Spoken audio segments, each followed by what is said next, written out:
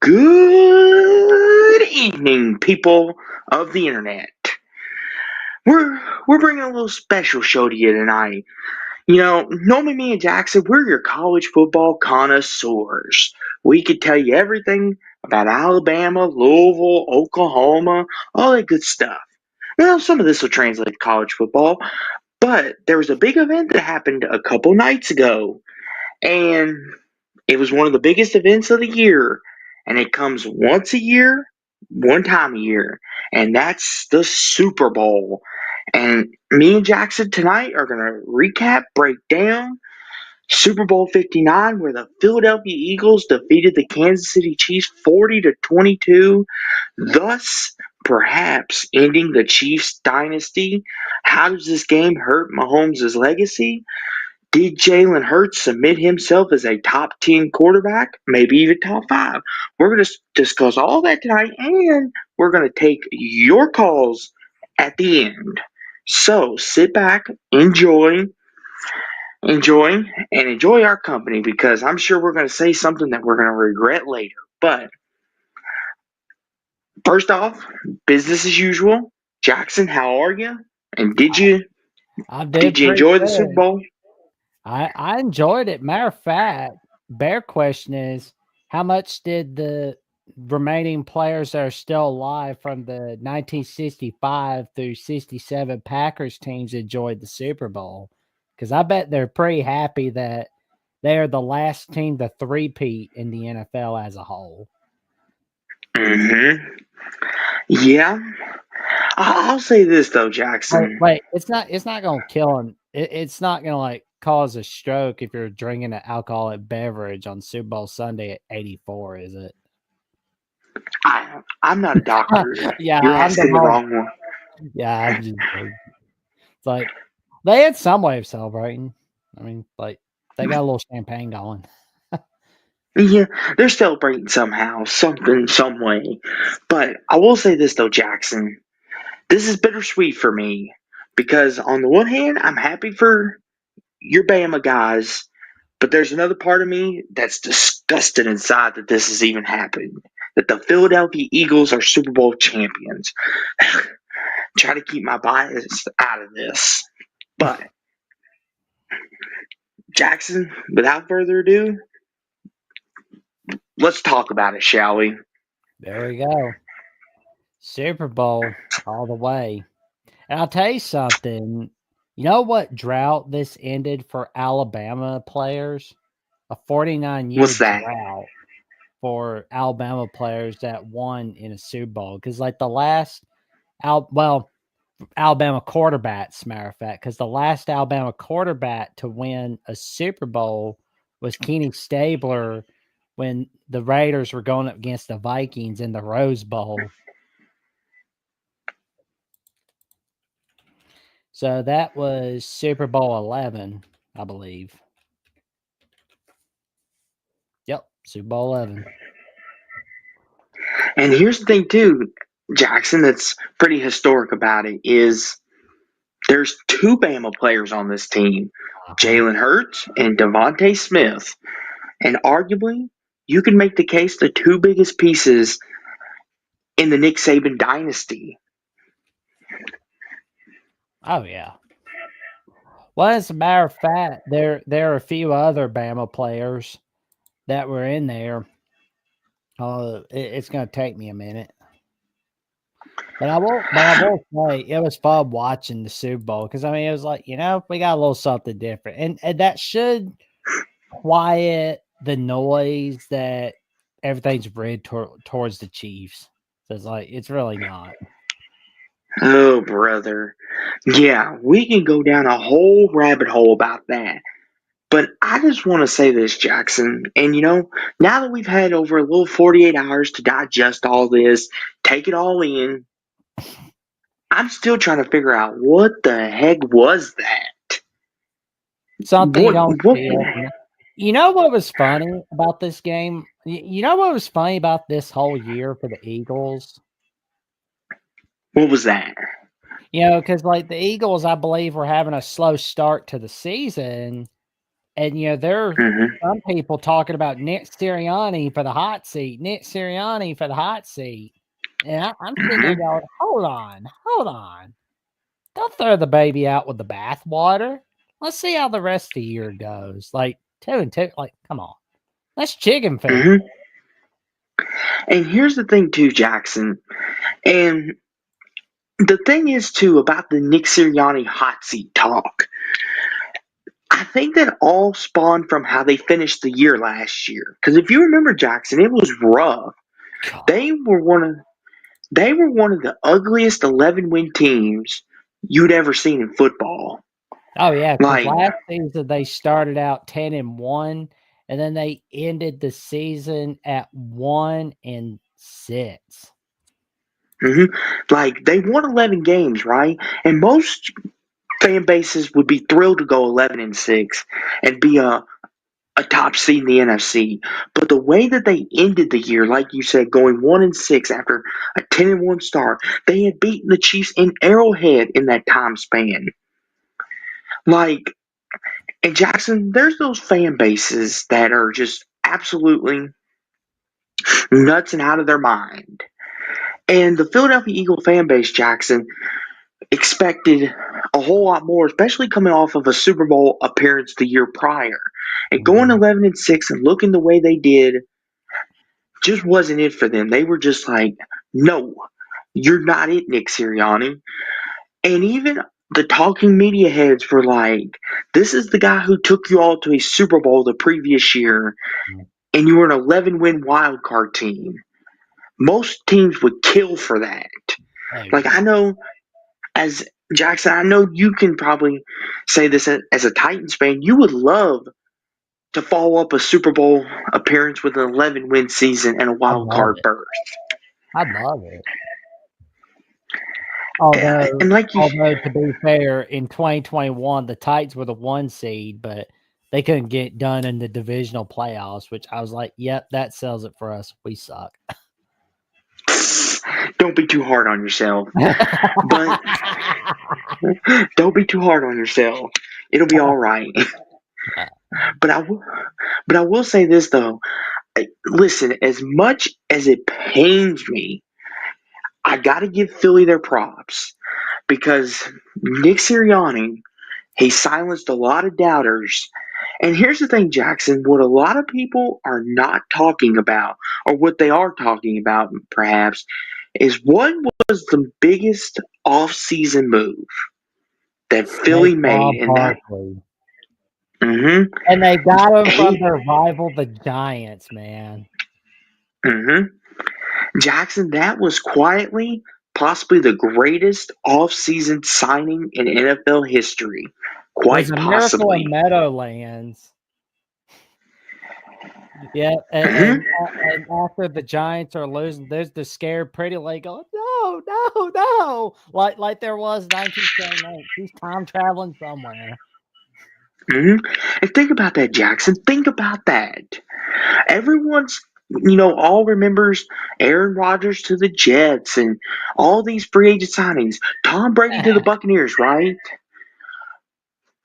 Are we going to start talking about Saquon Barkley signing to Philadelphia I as think possibly one of Saquon. Oh yeah, I think Saquon Barkley to the Eagles is more like Matthew Stafford to the Rams. Although Matthew Stafford got traded to the Rams, but still though, those are pretty similar. Because it's like hmm Saquon knew he wasn't going to win in New York. And I think it's funny hmm though. Like his little girl was asking about, "Are you finally going to win, Daddy?" He's like, "Yes, I am." Like that's the funny part, where it's like, you're not gonna win at the Giants. This is not like the days of the Super Bowl with Tom Coughlin and Eli Manning. It's not like that. No, this is a god awful, pitiful joke. New York Giants team we're talking here. hmm Saquon knew he hmm wasn't going anywhere, so it's like, I'm gonna go to the Eagles. I'm gonna go anywhere but stay in New York. That's a trash. hmm And here's the thing too, in Jackson, I know a lot of people, talk about loyalty nowadays, right? How no one's ever loyal and stuff. Here's what I'll say in his defense. Look at the organization that he was in, the Giants, a once organization that with Tom Coughlin, Eli Manning, like you mentioned, a proud organization. Jackson, what did they do to help Saquon? That's what I would start. What I would ask first.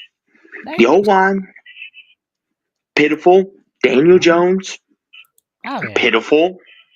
Oh yeah. No And receiving it was help. funny though. It was funny though, like after 2022, like and unfortunately Brian DeBall is the fall guy for those dumbasses that were like, oh, we're gonna come up with a good idea. Oh, we're gonna give him a little contract extension. Yeah, he sucked, but Brian DeBall made him look like magic. Well, guess what? hmm Daniel Jones hmm sucked in 2023. And here's the thing, Jackson. This is where because I don't want to steer too far off into the weeds because the Giants they stink. But Brian Dayball single-handedly put Daniel Jones on the map. He helped Daniel Jones get a big contract extension. If I'm the Giants, like, don't be throwing the baby out with the bathwater. I'm a big Brian Dayball guy. I think he's got very good potential, but he's got to get a quarterback Oh because the yeah. Giants defense. I like the Giants defense. I think the Giants defense is pretty good.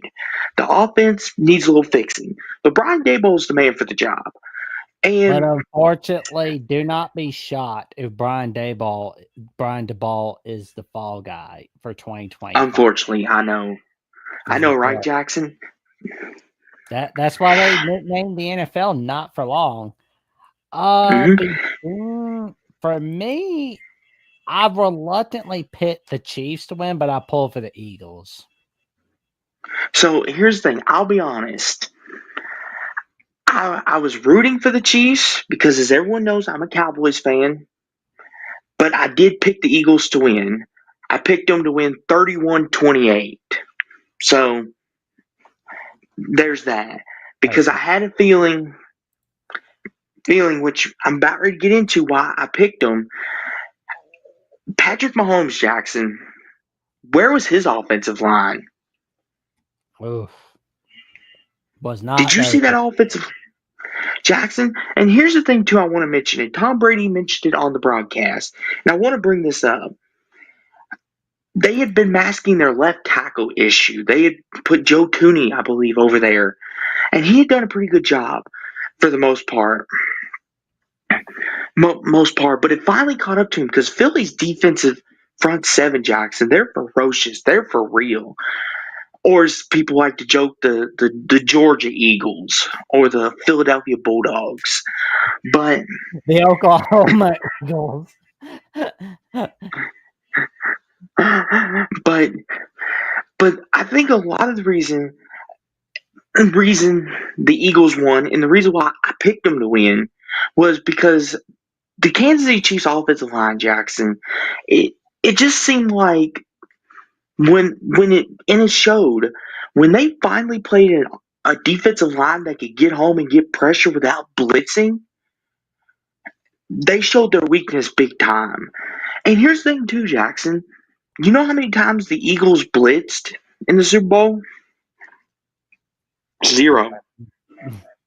There you go. Zero. Didn't Mhm. blitz at all. And they got home a lot. And Can you that believe it? The Eagles shut out the Chiefs in the first half. Like I kid you not. Like that was something that was a dead giveaway that was scary for the Chiefs. Like it was like, wow. mhm. You're this and here's the thing and here's the thing too, Jackson. And one of the biggest reasons why, and I don't think it, because a lot of people think, oh, it's because the Chiefs don't have receivers or it's just Mahomes and Kelsey out there. I, I'm going to put that narrative to bed right now. You've got a future Hall of Famer in DeAndre Hopkins. You've got a guy, Juju Smith-Schuster, who was oh who's yeah. pretty good. You've got a guy in Xavier Worthy, who everyone out of Texas touted as one of the best steals of the draft class. Don't be blaming this on Patrick Mahomes' weapons at all. Don't be doing that. Yes, if if anybody deserves more blame for this, it is that Chiefs O-line because they were horrendous. And I knew as I seen, as soon as I knew that it was the Eagles that won the NFC, I was like, this is a bad matchup for the Chiefs. For one reason, the Chiefs O-line. They had been messing around all year, mixing and matching, and it bit them in the butt. And Jackson, this was like watching 2020 all over again because you remember with the Buccaneers, the Chiefs were injured on the line in that game too. And what happened? Mahomes was in the dirt most of the night. Ooh, there you go. And, and oh, go ahead. Yeah, and it's like I was just gonna say, like, there you go. Where it's like the refs weren't cheating for the Chiefs. That was pretty funny. hmm And here's the thing too, Jackson. Since BB brings up Jalen Hurts, kind of brings me to one of my talking points I wanted to get to with you. Did Jalen Hurts silence his haters? Super Bowl champion and now Super Bowl MVP. I think he Jackson, a saw lot of people. I think he silenced his haters with that magical 2022 season, and like to me, at least with me, he did. hmm And hmm I think Jalen Hurts is fine, because I mean, like the way that they got to the playoffs 2021, that was huge. And for those who don't remember, the 2020 NFL draft, the talking point was, oh well, the Eagles are making a mistake drafting Jalen Hurts. Well, here's hmm the reason why. They knew they screwed the pooch when signing Carson Wentz to that massive $100 million extension. Why? Because hmm Carson Wentz was injury prone. 2017, it was, oh, well, cut Carson Wentz some slack. He got the Eagles to Super Bowl, even though he wasn't on the field during the playoffs. Still, though, they're the number one seed because of him. Yeah, but like Nick Foles is basically the 2017-18 equivalent of Jim Plunkett, where when you look back at like the Raiders for 1980 and 1983, I believe, Plunkett was the backup quarterback, stepping up for the Raiders, winning those Super Bowls. His stats were god awful, hmm but hmm he got two Super Bowls, and that's what history remembers. And Wentz, yet again, got hurt at the tail end of the 2018 season. Eagles were hmm falling behind in the wild card berth. Guess what? Nick Foles leading them onto a winning streak. And like the Eagles, they realized they screwed up after 2019 by giving them that massive extension. And it's like, you know what? We got to get Jalen Hurts, but we're just gonna pick hmm this guy. And luckily, it was the right call. It was the right call. hmm hmm And the reason why this is wanted to bring this up as a talking point because Jackson, I know you just said after he took him on that Super Bowl run a couple years ago, he kind of put to bed any debate. For me and a lot of people, even though he had made the Super Bowl, I was still on the fence about him. And here's why. Because Jalen Hurts, you know, showed at times he could revert back to the bad Jalen Hurts. We had seen it a couple times before. And to his credit, in the Super Bowl a couple years ago, he was fantastic. He was not the reason for that. But in the playoffs last year, he didn't help matters any. And down the stretch, Jackson, he looked horrendous. Fumbling, throwing picks, most turnovers in his career. And it just kind of was like, is Jalen Hurts the guy, or is he a product of what he has around him? And we fast forward to this year, him winning the Super Bowl, like, kind of put to bed a lot of his haters, his doubters, because it was like he had one bad year. Look, he kind of wrote them all, and I'm happy to eat crow for it because I was one of those that was thinking, Jalen Hurts had one magical MVP year. Flukes happen, but now that he's won the Super Bowl, I have no choice but to acknowledge he's legit. He's the future of Philly, and He silenced me. He silenced a lot of his doubters. I'll be the first to admit I was one of his biggest ones, saying I didn't think he was all that. I thought it was because of what he had around him. So I'm eating my crow now. Jalen Hurts is all that and a bag of chips. He's everything that he says he's is to be.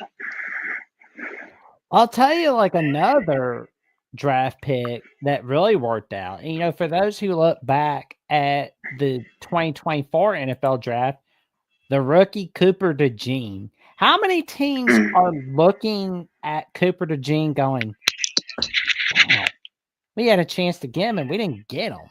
Nothing. Zero. mhm. Zero. We missed out on this Well, man. and real quick, Jackson, Cooper DeJean wasn't the original starter. If you remember, it was Allen. I think it was Darby, not Darby. They had another person in his place before he got the start in after he got injured.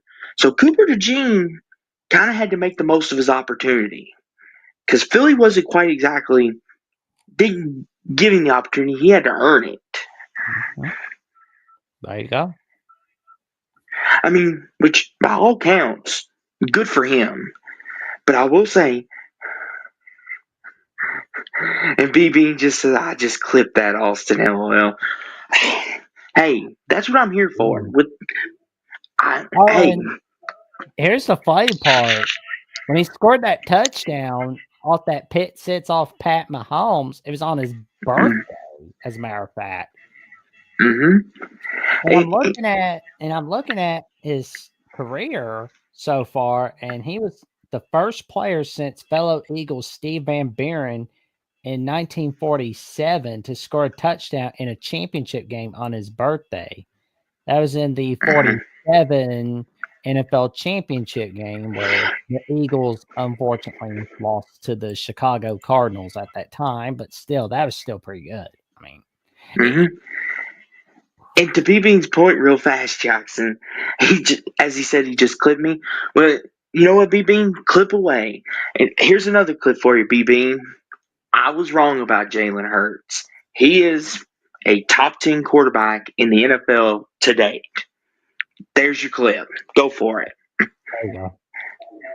There you go. Put it on whatever app you want to, man. But to your point, though, Jackson, before you were rudely interrupted, good buddy, go for it. Bad manners. Oh man. Anyway, but yeah, Cooper to Gene, and we're looking back at um Phil Parker, what he had to say, and he said he didn't Mhm, see Niall Kinnick play, but he might be the modern day Niall Kinnick. That's pretty huge to be compared in that regard. I mean, like we look back at Cooper DeJean, and as Thomas Hero points out, he is phenomenal and he's a true talent. He can cover, has a nose for the Cover. ball, and as a returner, he's electric. I, it's gonna be a freaking ballroom blitz in 2025 trying to tackle this young man. Hmm. And here's the thing, too, Jackson. You look at the way the Eagles roster's constructed, they're really young, and all their players are on pretty cheap contracts.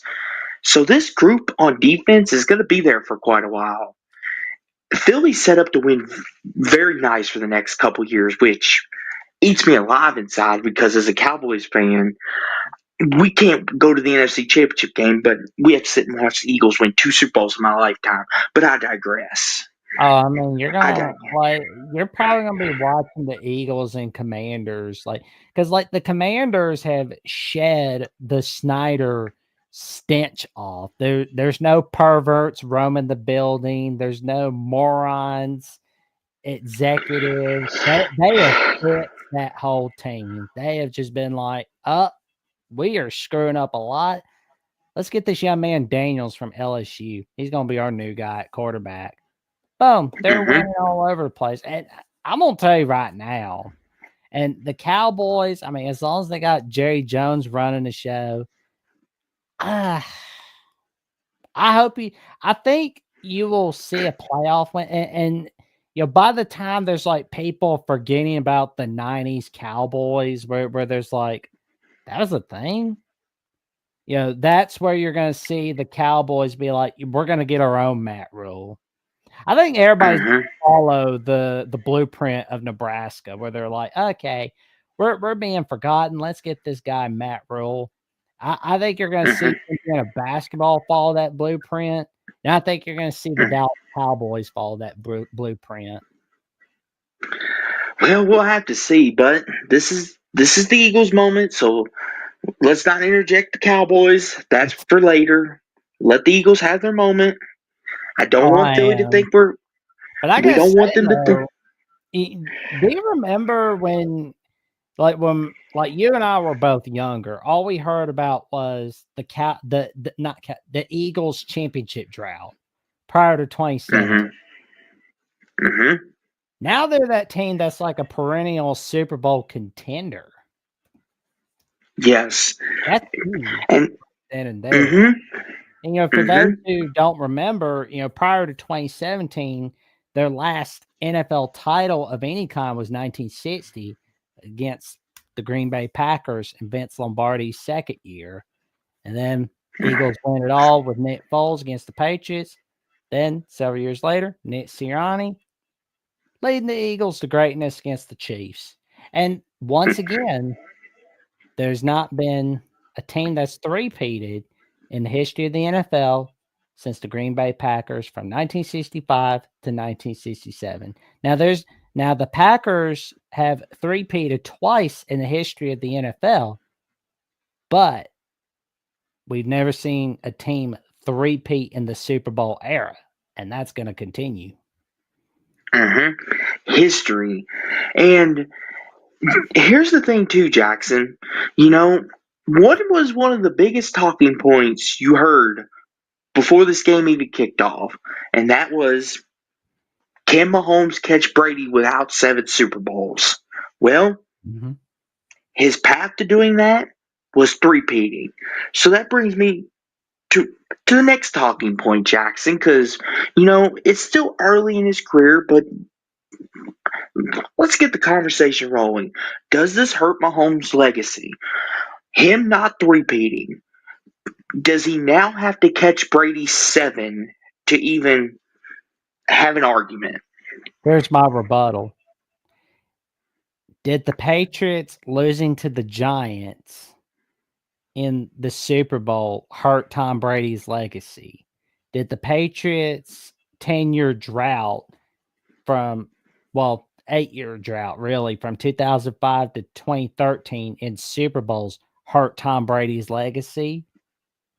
Did being drafted 199th in the 2000 draft hurt Brady's legacy? No. Does this loss hurt Mahomes' legacy? No. Patrick Mahomes is fine. When people think of Kansas City, they're always going to think of Patrick Mahomes. And before Mahomes got drafted by the Chiefs, when you think of Super Bowl winning quarterbacks, you're thinking about Len Dawson in Super Bowl IV, where the Chiefs smacked the Vikings off the face of the earth. But here's the thing, though, Jackson. I want to rebuttal on that real fast, though. You got to think, though, Jackson, who was Brady trying to catch, and look who Mahomes is trying to catch. And the reason why I say this is not real quick. The reason why I say this, Jackson, is because Mahomes is trying to catch someone with 7. Brady only had to catch someone with 4.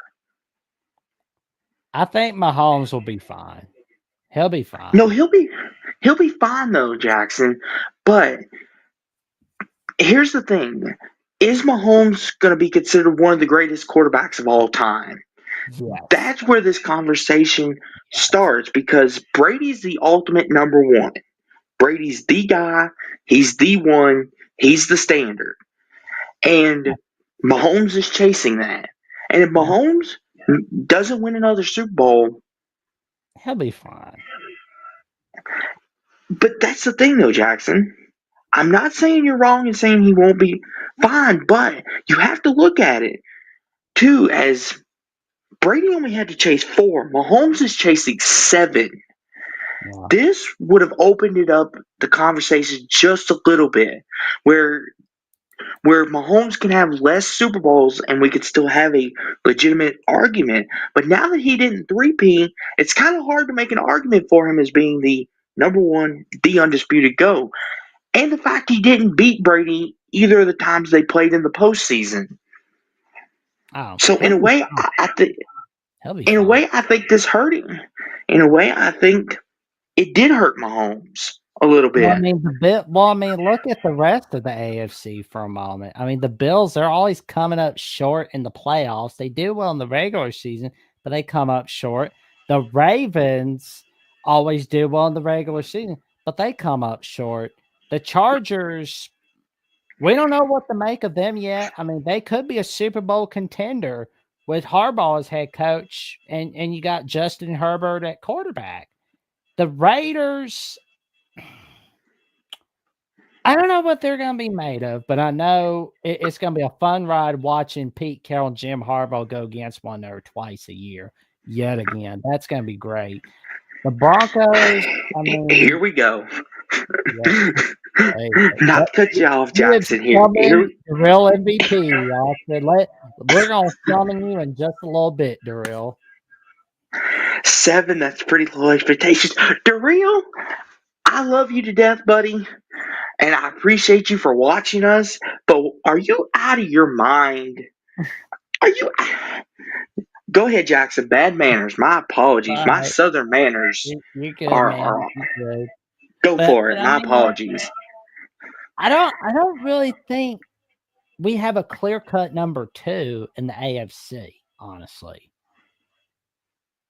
It's just everybody kill one another. I mean, like, the Bengals, they're not gonna get rid of their head coach, apparently, as long as they unfortunately, they're not gonna I mean, yeah, they went to Super Bowl in 2021, but I feel like if they take care of their head coaching position for after 2025 and make sure Joe Burrow gets that Super Bowl, Mhm. they'll be all right. But right now, I'm Here's just not seeing it. Steelers are yesterday's news. here's the thing, Jackson. To your argument, here's the thing: the Chiefs, they run the AFC, but as Mhm. far as that second team, right now, I would probably say it's the Bills, and then maybe the Ravens, and then maybe the Bengals, and then after that, everyone kind of falls in line. You Well, can I even make an mean, argument oh yeah, the Ravens are 2 and the Bills are 3. oh yeah. Well, I mean, like Burrow can do one thing that Josh Allen and Lamar Jackson can't do. He beat Mahomes. Mm-hmm. That's what he holds over everybody. Oh yeah. And here's the thing, too, Jackson. As far as, because this is, obviously a conversation, Jackson, of, that'll continue on because I feel like Mahomes is going to be playing a while, you know. And I'll say this, you know, we always have to have these conversations because it's a what if game. Because what if, God forbid, Mahomes decides he wants to retire, next year. And he's like, I'm getting sick of winning everything. I'm just going to retire. I doubt that's going to happen. Or God forbid he gets a career ending injury. Hey, wow. Knock on wood. But, and he ends with, say, 5 Super Bowls. That's still not enough. Brady is still ahead of him. Like the three-peat would have really opened the door for us to have a legitimate talking conversation of, is Mahomes the greatest quarterback of all time? Would have opened the door. But now the door's kind of almost shut. Almost. Um, Chiefs are gonna make sure he's happy. Um, Hamas here says Zach isn't the problem in Cincy. Zach Taylor, of course. It is a defensive personnel issue. I don't even think it was Lou Anaromo. After getting tossed around like a beanbag on grade school field day, Mahomes should retire. He's done. That's funny. I know Holmes is joking, but that would be something we look at our phones in the morning and be like, "Oh, Patrick Mahomes announces his retirement." Da, da, da, da, da. Be Yeah. like, "We called it here first. We called You're it here you're gonna first." see you're gonna see some college football accounts posting his college accomplishments. That way, no one forgets. But I mean, Mm-hmm. yeah, because it's like I think Mahomes will be fine. I mean, he's gonna But, get at least 2 to 3 more. I don't know if he'll mm-hmm, get to 7. I don't think he's gonna get to 8, but I think he's gonna get at least, I'd say 6 mm-hmm. more. And crafty Southpaw Jackson says Brady is simply in a class by himself. Nothing wrong with being somewhere in the rest of the top five all time. No, absolutely not. Like Patrick Mahomes, if tomorrow's the end for him, he's top five, top three. He's there. But as a competitor, Mahomes, I'm sure as a competitor would love to pass Brady or at least tie him because you always strive to be the best in whatever your field is. Like it's just a competitor in you. Like I know Brady's talked about it, Manning's talked about it. They all wanted to outdo one another. Like Mahomes, I'm sure in his heart of hearts and his mind is like, I've got to catch Brady. If nothing else, I want to catch and tie him. That way we're at least on the same level playing field. And Crafty Southpaw also says Chief star weapons looked old or jaded. Time to clean house and bring in a new slash young lineup. Oh, they're gonna do that. They're making sure they do that. Well, luckily for them, DeAndre Hopkins decided he's gonna retire. I mean, the Chiefs are gonna find some draft steal in the 2025 draft. They're gonna be finding those hidden gems someplace. Hmm. And Andrew Santana's here as well, and he says, of course it hurts his legacy. He had a chance to chase Tom Brady as the GOAT. Now he has no realistic shot. What do you think, Jackson? There's some people that are like me and thinking it did, and there's some that's thinking he's got no shot now. You're kind of more on the fence of he'll be all right. What do you think? I think he'll be fine, honestly. Because, like, once again, I think he's gonna get 3 more Super Bowls at the very least. I mean, Hmm. you really think that, like, the Chiefs aren't gonna win any more Super Bowls? I doubt that. They'll be fine. No, no, no. I'm not saying that. I think Mahomes will probably win at least two more. I could probably guarantee at least two more, which would put him at five. Then after Oh, that, I'm kind of like, I well, wouldn't guarantee. oh, yeah, he'll be fine. I can agree with that. He's not gonna be Brady level. Here's the thing, and Hummus, here's where I'll stick up for Mahomes.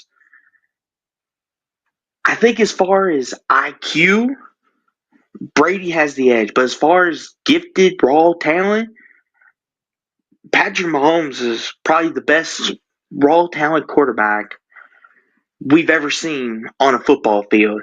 He's made some of the best throws that I've ever seen a player make. And IQ wise, I give that to Brady. One of the greatest IQs in football history. Him and Drew Brees. I ain't never see two guys pick a defense apart and go right down the field like it's nothing. Mahomes is just he's got a knack. Raw talent, skilled, competitor. And like as far as IQ and stuff, no, he's not on Brady's level. There's hardly anybody. The only guy I would even put close to that would be Drew Brees. But as far as raw arm talent, Mahomes has got to beat in that category, in my opinion. It's just my opinion. You all may disagree with me. Jackson may disagree with me. But as far as raw arm talent and ability to sling it with the best of them, Mahomes is good, if not better than most of them, in my opinion. I love this quote. I love it. He said, Andrew Santana says, my girlfriend doesn't know much about football, but she watched 15 on Sunday, and even she knows he ain't no Tom Brady. I got a question I want to ask you, and I'm curious about this, Andrew Santana. Who's your team? That's what Hmm. we want to know. Let us know, man. Crafty Southpaw says it only hurts him in comparison to Brady. It doesn't hurt him in comparison to other greats like Peyton, Elway, or Marino, who also got embarrassed in Super Bowls. That's what I'm pretty much pointing out. Mm-hmm. And here's the thing too. And talking about getting embarrassed in Super Bowls. Here's what I'll say. I think we all can look. Like Crafty Southpaw saying, all those guys had rough moments in the Super Bowl. But I want to point out something. You know, Tom Brady. He did a lot of winning. But do we not remember? And I'm not trying to start a Brady Mahomes argument, but every quarterback has looked bad at one point or another. Oh yeah. Brady, look at this last game as a Patriot. And I know Jackson's gonna love this because he's a Titans man. But look at his last game as a Patriot in the wild card game. Look at him against the Saints. Like every quarterback has had the moments where they're like, ugh. Now some more than others, I will agree. Mahomes, I like that was the worst I've ever seen Mahomes play. Even worse than 2020. And Hummus says Brady is the greatest passer. I'll say this, Hummus. Brady and Mahomes are both great passers. And this is what's fun about this topic, Jackson, is this is a topic we could go on all night about if you think about it, because it's all objective. We all have different opinions, and that's what I love about this. We're all respectful about it. We all have different opinions, and I love it because you don't think like I do. I don't think like Hummus does, and I don't think like you, Jackson.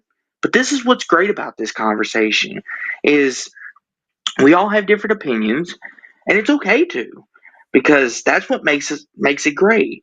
But You don't want to be in an echo chamber.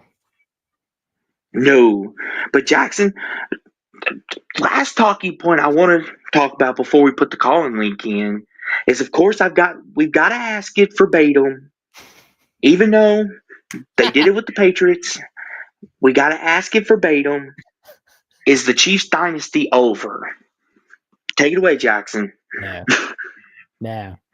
Because as long as the Bills and the Ravens come up short, and as Hamas Hero said, the Bengals can't figure out their defensive personnel. The Chiefs dynasty is fine. Everyone else in the AFC is screwed at the moment. I mean, the Steelers are basically yesterday's news. They're living off the glory days of 2005 and 2008 and the 1970s, where it was Lynn Swan making those humongous catches, and they're making life hell for the Cowboys and Fran Tarkenton at the Vikings, beating up on those Rams. I mean, the Dolphins, they don't know what's going on. They're screwed. The Jets, they're screwed for the time being. It's a full-on rebuild. Patriots, full-on rebuild. The AFC South is a mess. I mean, the Jaguars, I mean, we really don't know what's happening with them. The Texans seem like they're going to be the team that's dominating that division. The Colts, I mean, their owner, Jim Irsay, is a freaking drunk who doesn't make decisions until he's about to pass out 5 seconds before. And let's see. Who did I leave out? Okay, so I talked about the East, the North, the South. Oh, the West. The Chargers, I'm going to wait and see on them. They look like a pretty good team. When you got Harbaugh and Herbert teaming up with one another, it's going to be humongous. The Broncos, they're still kind of building. Are they are they going to be winning a bunch of playoff games, or is it just going to be great in the regular season, then boom, you're in the wild card? The Raiders, what's the plan? That's what I want to know. What's the plan at quarterback? Because I got to be honest, you can't tell me they're sticking with Aiden O'Connell. That's just not happening. I'm thinking there's going to be a Russell Wilson, Pete Carroll reunion, because the Steelers, they're not planning on re-signing Wilson. That's just not happening. They're going to be keeping Justin Fields because, like, the quarterback for the NFL draft in 2025 is just utter crap. I repeat, it's complete and utter crap. So there's that. And Mm-hmm. who knows what? Because, like, the Steelers, they'll just do enough to have a winning record, as Urinating Tree calls it. As Urinating Tree puts it best, they do. They win when they shouldn't, and they lose when they shouldn't. Mm-hmm. And here's the thing, too, Jackson. Oh God! Do not have Darnold come to Vegas. No, no, no, no. Keep him away. Keep him away from your freaking team. No, no, no. He'll throw pick sixes all over the place. I know that he's got that one great year from this year, but no, don't have Darnold on your team. No, no. Jackson, calm down. It's all right, man. Like, you're acting like Sam Darnold's the devil. Like, goodness gracious. No, He's not that he's bad. not the devil, but he's overrated, man. It's like, yeah, that one good year of the Vikings this year, but it's like Daniel Jones of 2022. I guarantee I you. don't think it's Jackson. I don't think it's that bad. Sam Yes, Darnold it was a is, man. serviceable. Look back at the Jets, man. Like, do you remember the highlight reels of 2017 where, like, there were a few ESPN people going like, "Oh my God, Sam Darnold is amazing. He's gonna win it all in a franchise one of these days." Yeah, well, he was throwing pit sits as once a game. Washington State embarrassed his little butt on a Friday night that year in 2017. And Andrew Santana says he's overrated. Got Raider written all over him. Ha ha ha. Thank you. Oh brother. Well, at least y'all don't have Josh McDaniels as your head coach. I mean, that dude was a trashy coach. Like, he was just terrible. Like, he had terrible control of his emotions. Listen, Jackson. Like, I try to be pessimistic here and try to stick up for these people, but my goodness. You're nice. That's Here, why you're nicer than me, man. I'm not so nice. look, here's the thing, Jackson. Sam Darnold, for 14 weeks of the season, maybe 15, was in the MVP conversation with Josh Allen and Lamar and Saquon. And then the last 3 or 4 games of the year, he went to the poop shed. Because in that Detroit game, he looked scared. He looked timid. It just didn't look like he wanted to be there. The Rams game, I don't know what the heck that was, Well, but that was abysmal. you want to know why Sam Darnold looked good as he did in 2024? Because he had a good head coach in Kevin O'Connell. Well, And a great it team helps. around him. I mean, when you have Justin Jefferson as your top target, you're gonna look like freaking Fergie, man. You're gonna be singing, "I hope you know, I hope you know." I was about to say, Jackson, but it helps to have possibly the best receiver in all of the NFL on your team too. So, Oh yeah. I mean, Jackson, me and you could be the quarterback for the Vikings, and we'd win 14 games with Justin Jefferson. Let's not kid ourselves. And honestly, I think we're gonna see JJ McCarthy come back from his injury. And we're gonna see what he's made of 2025. Personally, I think he's gonna do great. I mean, we'll have to see, but you know, Jackson, since you answered the question, is the Chiefs dynasty over? I'll say this real fast before we take our first call of the day. Today is no, because how many times did they try to bury the Patriots? A lot. Like I could count. I could count on how many fingers they tried to. Excuse me, I'd run out of fingers. Oh yeah. And Jackson, they tried to bury him, and whenever the Patriots would start 1-3, they would be like, "Oh my gosh, Tom Brady, Bill Belichick, they're over." And then they go on a 10-game winning streak and win the AFC. And then they're like, "Oh, we never doubted you, Brady. You're the GOAT." So Yep. is the Chiefs dynasty over? Short answer, no. Yeah. They'll be back again. Until Josh Allen or Lamar or someone other than Burrow can beat Mahomes in the AFC, it's the Chiefs to lose.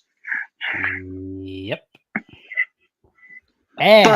But And he is with all that being said, Jackson, go for it. Introduce our caller. I'm he is looking a forward to. frequent caller of the voice of college football. You hear his voice every week when he talks with Mark Rogers. And I can tell you right now, he's one of the funniest dudes around. And he's very knowledgeable as well. Give it up for the real MVP. How you doing tonight, good buddy? I'm doing good. I was worried I was going to have to wait in line a bit longer with those descriptions. Thought you were talking about somebody else there.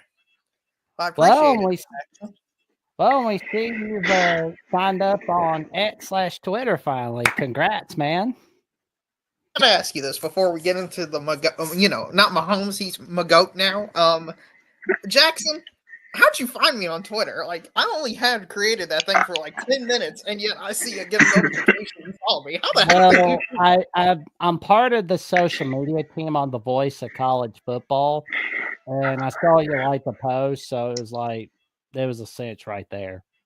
Oh, and how'd you know it was just the real me and somebody not impersonating me? I heard on the Michigan channel they've got an impersonator. Well, have you heard that? Saw the description. Occasional caller, the Voice of College Football. Something about like from the Hawkeye of the Storm, and I'm like, you know, that's the real you. There you go. Yeah. And you had that iconic D and the iconic orange background.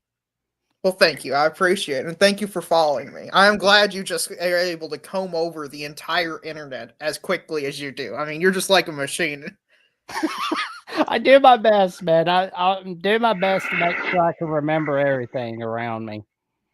I got you. So there was some disrespect about my goat, Patrick Mahomes, saying he's only one of the 5 best quarterbacks of all time. Only. Like, he should be at least top 3. Maybe top 2. Like, who are we putting behind him? Because I understand Tom Brady, and there's an argument for Joe Montana. But after that, are we going to put Terry Bradshaw behind? I mean, Terry Bradshaw. Or Troy Aikman? Like, who are we putting behind him? Peyton Manning? These scrubs? I mean, seriously, they're scrubs compared to Mahomes. What about Johnny Unitas? What about Johnny Unitas, for real? He played in an era in which you couldn't even watch the game on TV. So I don't even count that era. What Mark's saying here? Hey, well, you could watch the game in color TV, so there's that. I'm talking to Mark, and he's like, Tom Landry's the GOAT because he invented the 4-8 defense. I'm like, bro, nobody cares. Like, with all due respect, man, nobody's going to use that as the first time I've ever heard that in an argument. You know, he invented like the ancient text scrolls. He forged from fire and stuff. It's like, good gosh, man. So, Darrell, I'm glad you called in because I do want your opinion on this. What the heck happened on Sunday? Like, care to explain? Because have you seen in the back of the and sometimes when you're driving, you'll see stickers on the back of cars, and you'll have a big fish being eaten by a little fish. The big fish was the Eagles, and the little fish was the Chiefs. That's what happened. Because, Darrell, I understand a lot of people love Mahomes, but by golly, if he doesn't get no offensive line help, this is just going to be the same story every time you play a defense that has a front 7. My goodness. Yeah, I know. Well, Austin, I'm going to assume you're older than 6 years old. Is that a fair assumption to make? Yes, Darrell, I'm older than 6 years old.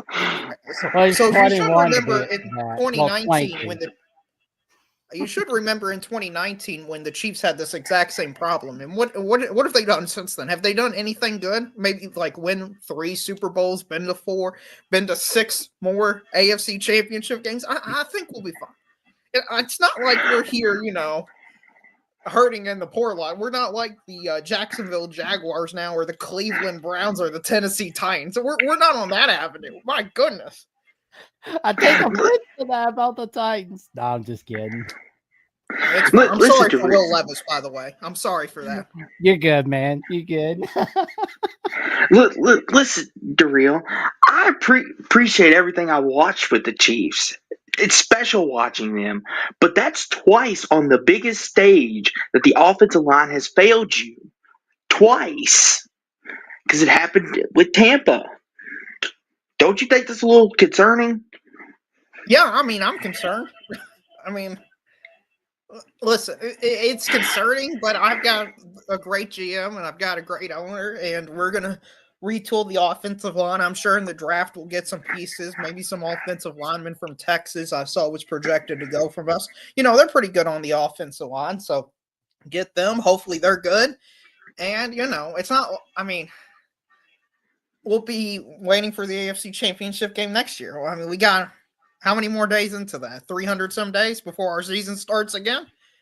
No, actually, it's a lot shorter than that. The AFC Championship game? Because I don't care about the regular season or the wild I thought card. you were talking about the start of the season. Oh, no. The start of the season for me occurs in the playoffs. Like, I don't care about regular season games, those meaningless regular season games, where you just win. You just win, you just go in there and no matter what happens, you just find that. Well, Jax, you got to understand the Chiefs are a cinch to at least win 12. Oh, yeah. Death Patrick and the Chiefs winning 12. So let's see. Super Bowl 60 will be February 8th, 2026. And we're going to look at the 2026 calendar. So that's obviously the last Sunday of January. And then, nope. Oh, there we go. January 25th. So that's going to be the AFC, NFC title games.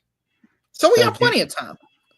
We got plenty of time to figure it out in the offseason. If you're telling me we got that long, I mean, we got time to work out our combinations, plenty of teams to practice against, make some adjustments on the field. Instead of maybe winning by 3 against everybody, we'll figure out how to win by 7 or 14. And that'd be nice.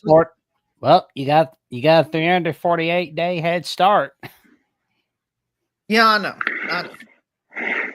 I think Austin just got blown away. He's just like blown away by how many days it is till then. Well, Austin, you're a Cowboys. He's a Cowboys fan, so this is all above him. He doesn't understand what he posted. But listen, Darrell, I'm not ashamed to say this. I was the only one in my entire Super Bowl watch party that was rooting for you guys because, like I said, I didn't want the Eagles to win, and I'm not afraid to admit it. When you all lost to real, I ain't never cried before over a football game. I did Sunday because I was like, really? I did because I was like, really? You had a lot of time to process the L. I mean, it was over quick. And it just went from bad to worse to worse. It's like a stock that just is constantly going down on the graph. It never peaks. You think somewhere one day it would go up? No, it right down. And then it was a penny stock. It went up to a nickel. That's what happened to the Chiefs at the end. We played like the Fox scoreboard looked. Complete disaster. I'm not sure I don't know what your thoughts about that scoreboard is. One of the ugliest scoreboards I've ever seen. How come this bothers me? I want the NFL on Fox scoreboard to look like how it did in 2004, 2005, or have it look like it did in 2008. This is one of the, I agree, completely agree with that. This is one of the small things that bothers me. How come for the Philadelphia Eagles, their timeouts, the underline, it was in green behind it, but for the Chiefs, it wasn't in red? Who made that decision? Either take away the color for both of them or keep it consistent with the color of both of them. It's like, oh my gosh. Some moronic intern that was doing a bad job at graphic designing made that decision. Yeah, I know. And also, I learned the other day that it's called scorebug because it's a digitally displayed you watch it on TV, so it's called a scorebug, where if you're in the stadium, it's a scoreboard. I can't think of any other item in the world which we use to describe that. If I see a cup on TV, it's not a cug because it's on TV. It's still a cup. Like, it doesn't make any sense to me. And Darrell, I want to bring this up because everyone on X and Instagram and everything, they're relishing this right now. All I see is everyone's like, "Oh, the NFL's healing. The Chiefs finally lost. Taylor Swift, got booed out of the building. Travis Kelce's gonna walk off and retire Mahomes is no longer going to have his big buddy. Andy Reid's overrated. The refs stop rigging the games. And I'm just thinking to myself, I'm like, but then when the AJ Brown pass interference called, all I saw on Twitter, Darrell, was, oh, they're rigging the game already. They're precious Mahomes boy. They need this. They're trying to cheat him already. Darrell, what is this like as a Chiefs fan? Help me understand this, because I don't have the refs. What's this like watching this? I'll be honest. And I've had to apologize publicly to Patriots fans. I used to scorn Patriots fans for like, man, you got the refs in your pocket, and they were just so arrogant about it. But as a Chiefs fan, I understand exactly where the Patriots fans are coming from. And I tell you what, I don't like having the refs give you all favorable calls. As somebody who gets all the favorable calls, it's so nice. I never have to worry about anything. I don't have any stress when watching any football game ever. It's so nice. But the whole "it's rigged" thing is just from people that can't win anything, so they got to cope and rationalize it. I mean, one of our favorite people that we have on these shows, Moose, he always likes to talk trash, and he's a Lions fan, and that's, the Chiefs have had more success in franchise history this year than the Lions have in 50 years. So, people just hate to hate, and that's all that is. Mm-hmm. Mm-hmm. And here's the thing. Sounds like in the off season we're gonna have to set up a debate between you and me. You remember when he called in to the shows, by the way, and then he just completely stopped calling? He called in when we had the Big Ten show, and it was the debate, or not debate, but it was a panel like this. He used to call in. Mm-hmm. You remember that? Yeah. And then he never calls in anymore. Well, I think he's been going some personal stuff at the moment. Oh. Yeah. I think that's what it is, but we'll have to see if he's doing all right. And once he's doing all right, we'll check on and see he'll be back to call back. Well, if they take away his national championship in college football, I don't think he'll be doing all right, because I still believe that should be on the board. That's gonna be quite a conversation for the off season. Yeah. Because, it's fun interacting with them. They don't, but that's a whole separate conversation. Austin, it seems like you got a question you want to ask. Yes, Darrell, and this is being serious, because I want you to get in on this conversation, since you are the Mahomes, I guess, the Mahomes guy. Does this game hurt his legacy as far as catching Brady and everything else with it? No. What do you think, Darrell? Why would it hurt his legacy? He went to the Super Bowl, for goodness sakes. I mean, did Tom Brady miss the playoffs in his first 7 years, and he's still the GOAT. So I don't understand how you make it further. You're ahead of Brady. If Patrick Mahomes plays as many years as Brady, which is a bit of an assumption, but if he does, he's still on track to be ahead of Brady. I mean, Brady was 3-2 in his first 5 Super Bowls, as well as Tom Brady. Mahomes has played worse in his first 5 Super Bowls than Brady. That's undeniable. But the idea that, well, Mahomes has got to win 12 Super Bowls now because he got crushed in this one, is like, nah, man. He made it there. He can make it to 12, 13. What if he makes it to 12 and 13 Super Bowls and he wins 8 or 7? That's probably what will end up happening. He'll have like a LeBron-type legacy, and Brady's going to have a Jordan-type legacy, and that's what I think is going to happen. Well, I mean, we know that Mahomes is a class act, and LeBron is not. Like, when LeBron's losing, he'll just walk off and pout and leave his teammates deal with the butt whipping. Yeah, I wasn't talking about their character. I was just talking about in terms of, I think they're going to play. They're going to have a similar legacy in terms of longevity compared to championships won. And here's what I'd like to say, Darrell. If I was to play devil's advocate for a second, go along on the journey with me. So Mahomes could have done something this past weekend that not even Brady could have said he was done, and that's win 3 straight Super Bowls, 3-peat. Hold on. I gotta stop you there. How many times did Tom Brady have a chance to 3-peat? How many times was he 1 game away from a 3-peat? How many? 0. Okay, so he already did something Brady didn't do, but you continue. Okay, so with that, let's just say Brady has the 7. And the thing about it too is, and this is what I've heard and listened to a lot, is in order for Mahomes to even, a lot of people think he's got to catch Brady or tie him. If Mahomes has a three-peat Darrell, a lot of people thought that would have opened the conversation up if he just fell short of that 7. Do you see why a lot of people are asking the question, does this hurt his legacy? Because now he has to catch Brady at 7 for us to even acknowledge this conversation further. Maybe. I'm not one of these fans, though, that believe you got to count the rings, bro. You got to count the rings. And that's the only thing that matters. I believe there's just so much more to football than you got to count the rings. I mean, Bill Russell would be the greatest NBA player of all time if we were just counting the rings. And he's clearly not the greatest. He's a great player. He's one of the greatest players of all time. I just think people who do that are just surface level fans that don't look in depth. I mean, I hate to say it because it sounds arrogant, but it's true. Just watch Mahomes. Just watch him. It's clear he's so much better than everybody else when he's on the field, no matter who he's against. And I've never seen anything like this. Even with Brady, like when Rodgers was in his prime, they would go back and forth, and Rodgers would have his moments. Peyton Manning would have his moments against Brady. Brady had some horrific playoff games, by the way. Absolutely horrific playoff games. He had one playoff game. He had 3 turnovers in the first quarter. Nobody ever brings that up because 7 rings, bro. So I think that we need to go more in depth than just the surface level count the rings.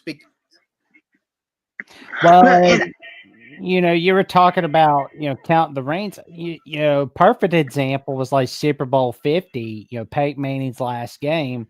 A lot of people remember Peyton Manning won in that Super Bowl, but here's the thing. The Broncos defense were the ones saving the day against the Panthers. Some people tend to forget that, but a lot of people remember it as, oh my God, that was Peyton Manning's final game. And here's the thing, too, Darrell, and I want to say this.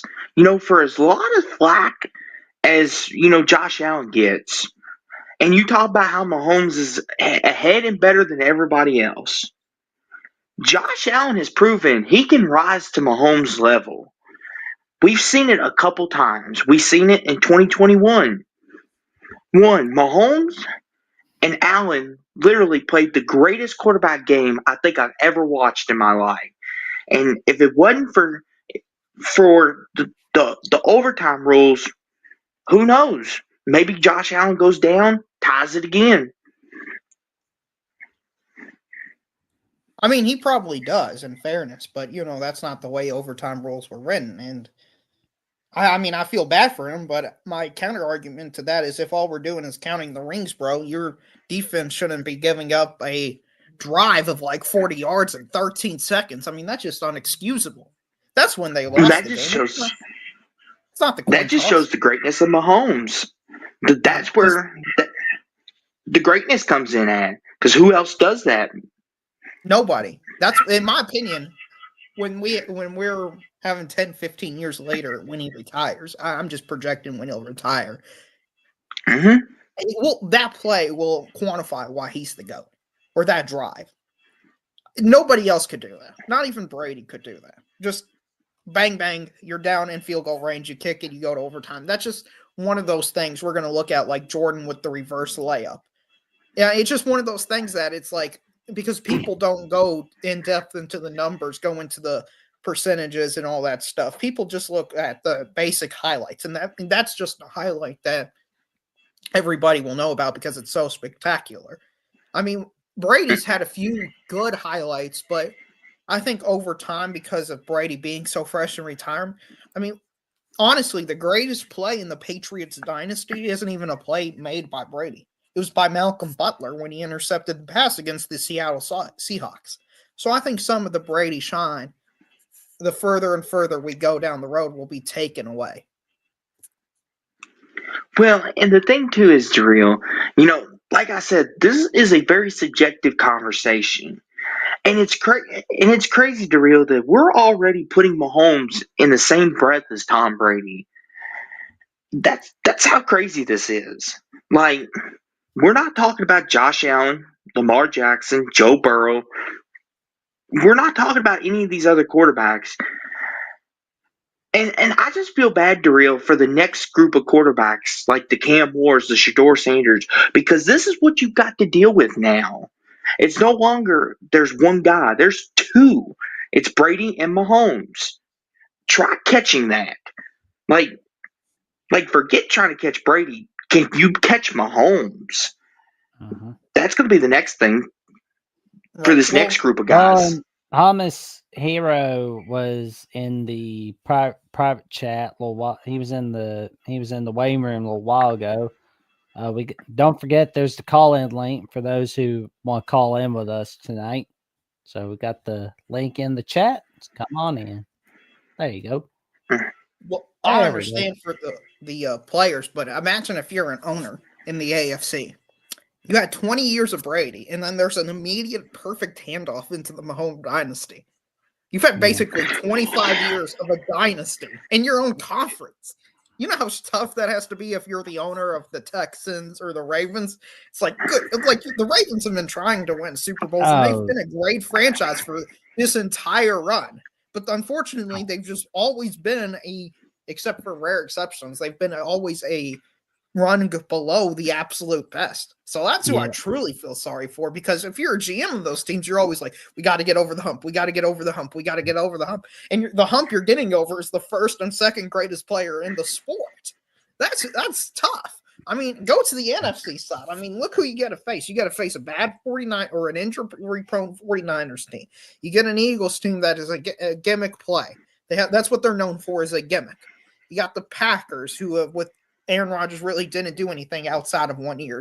He would always crash and burn in the playoffs. So I feel bad for the AFC owners and GMs. Yeah. Mm-hmm.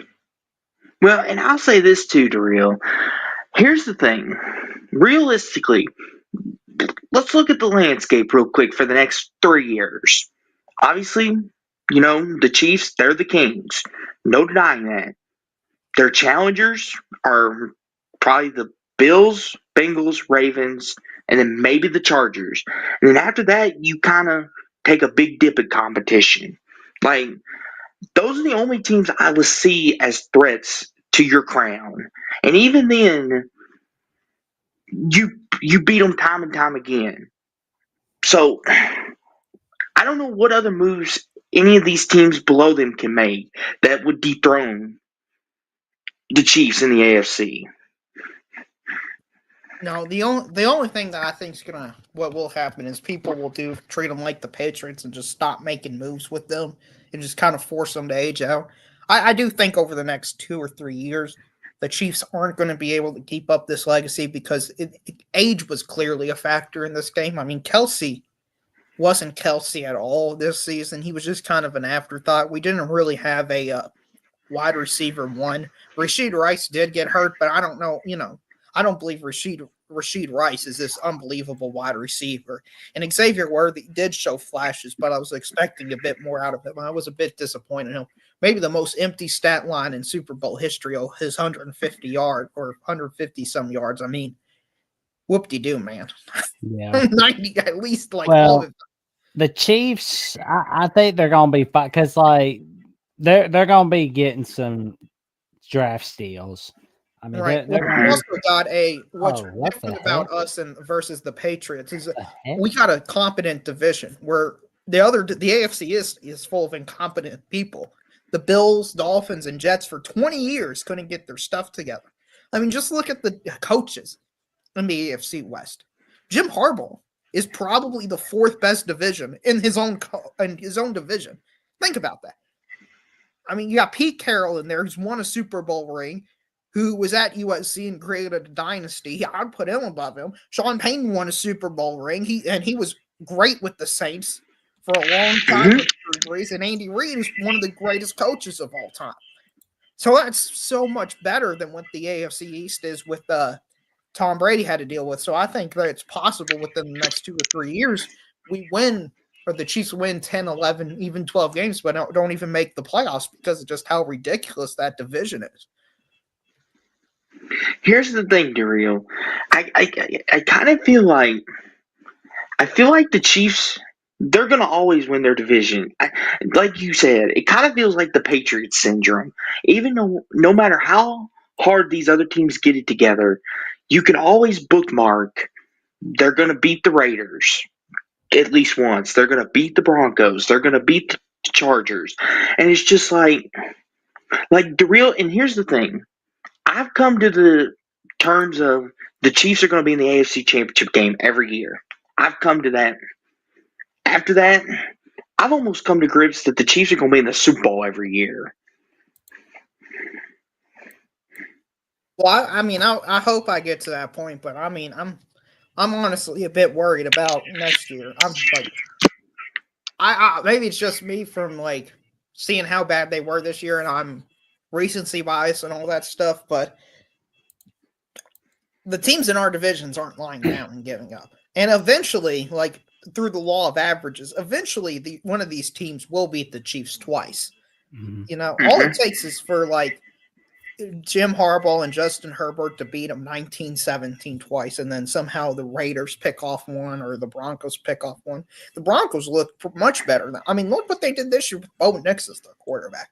I don't think he's a good quarterback, but they made the playoffs, for goodness sake. And this was supposed to be the rebuilding year, too. Think about that.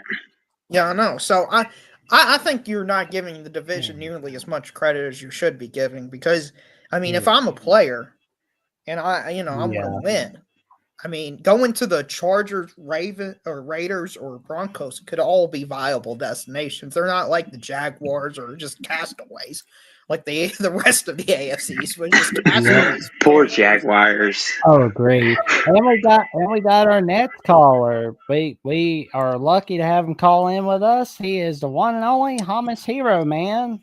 How you doing today, man? Hey guys, how's it going? I was going good. pretty How about good. you? Apologies on the error with streamer. Apparently, it was doing some kind of mess around.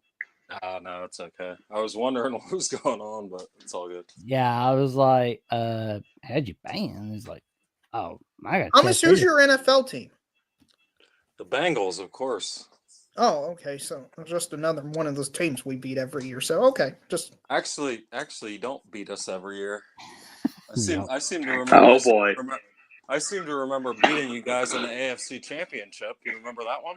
Oh, sorry, that was 4 years ago. That happened so long ago, I forgot about that. My apologies. But, hey, I just wanted to say, after listening to Darrell plead his case and after doing some deep reflection, I think I'm going to have to agree that Patrick Mahomes is a GOAT. You know, I was just thinking about how that played out in that last game there. And, you know, I mean, his face was in the grass so often. You know, I mean, he must have been doing some grazing down there. So seriously, I mean, like, I think I'm ready to call him a GOAT after that. I mean, he had to have been eating some of that grass, you know. So, I mean, he's kind of like a Les Miles. You remember that one? Les Miles. Yep, in 2010 against Alabama, where he was eating some grass, and there was a highlight of him on CBS. You know, I think Patrick realized like he's never going to unseat Brady, so he just kind of like Les Miles knew that he was never going to unseat like a Nick Saban or a Urban Meyer, so he just decided he would, you know, I can't be the greatest of all time, but I can be a GOAT. You know what I mean? So this is interesting. I don't think Mahomes really cares about breaking Brady's record. I think honestly he wants to, you know, play as long as he can, and I think he wants to be at home, get to a point where he can be at home all the time, spend time with the kids. Because like right now they're like little itty bitty babies, and let's see. Yeah. So when he's in his late 30s, they'll be like entering high school. They'll be in middle school. He wants to be there when they grow up. Yeah. Yeah, but this is interesting because Homer's Hero was throwing massive shade, which is interesting because, you know, the Chiefs over the last 7 years has had more success than the Bengals have had in their entire franchise history. For goodness sakes, I mean, yeah. Well, what do you want the man to do? Well, to possibly contend. But that's a good point, and that's like now to get to some serious talk about the subject. That's a good point that you bring up, Darrell. And the key word that you said is franchise. You said franchise, and that was one of the points that I was making earlier in chat. I think that if you put numerous quarterbacks on the Chiefs right now, I'm not saying that Mahomes isn't a good quarterback, and he's probably arguably the best quarterback in the NFL right now. But I think that it's a good franchise. I mean, and that's the point. It's not an individual sport. So, and you said it yourself, everybody's just counting rings. You can't just count rings. You know what I mean? I agree. You shouldn't just count rings. Yeah. Because counting rings is a superficial thing. But you look at when you Well, look at the counting stacks, let's look at some metrics then. Who was the best quarterback in the NFL this year in terms of numbers? Well, in terms of numbers, I would personally go Lamar Jackson, but I know it was Joe Burrow. It was Joe Burrow. There's no doubt about it. Mm-hmm.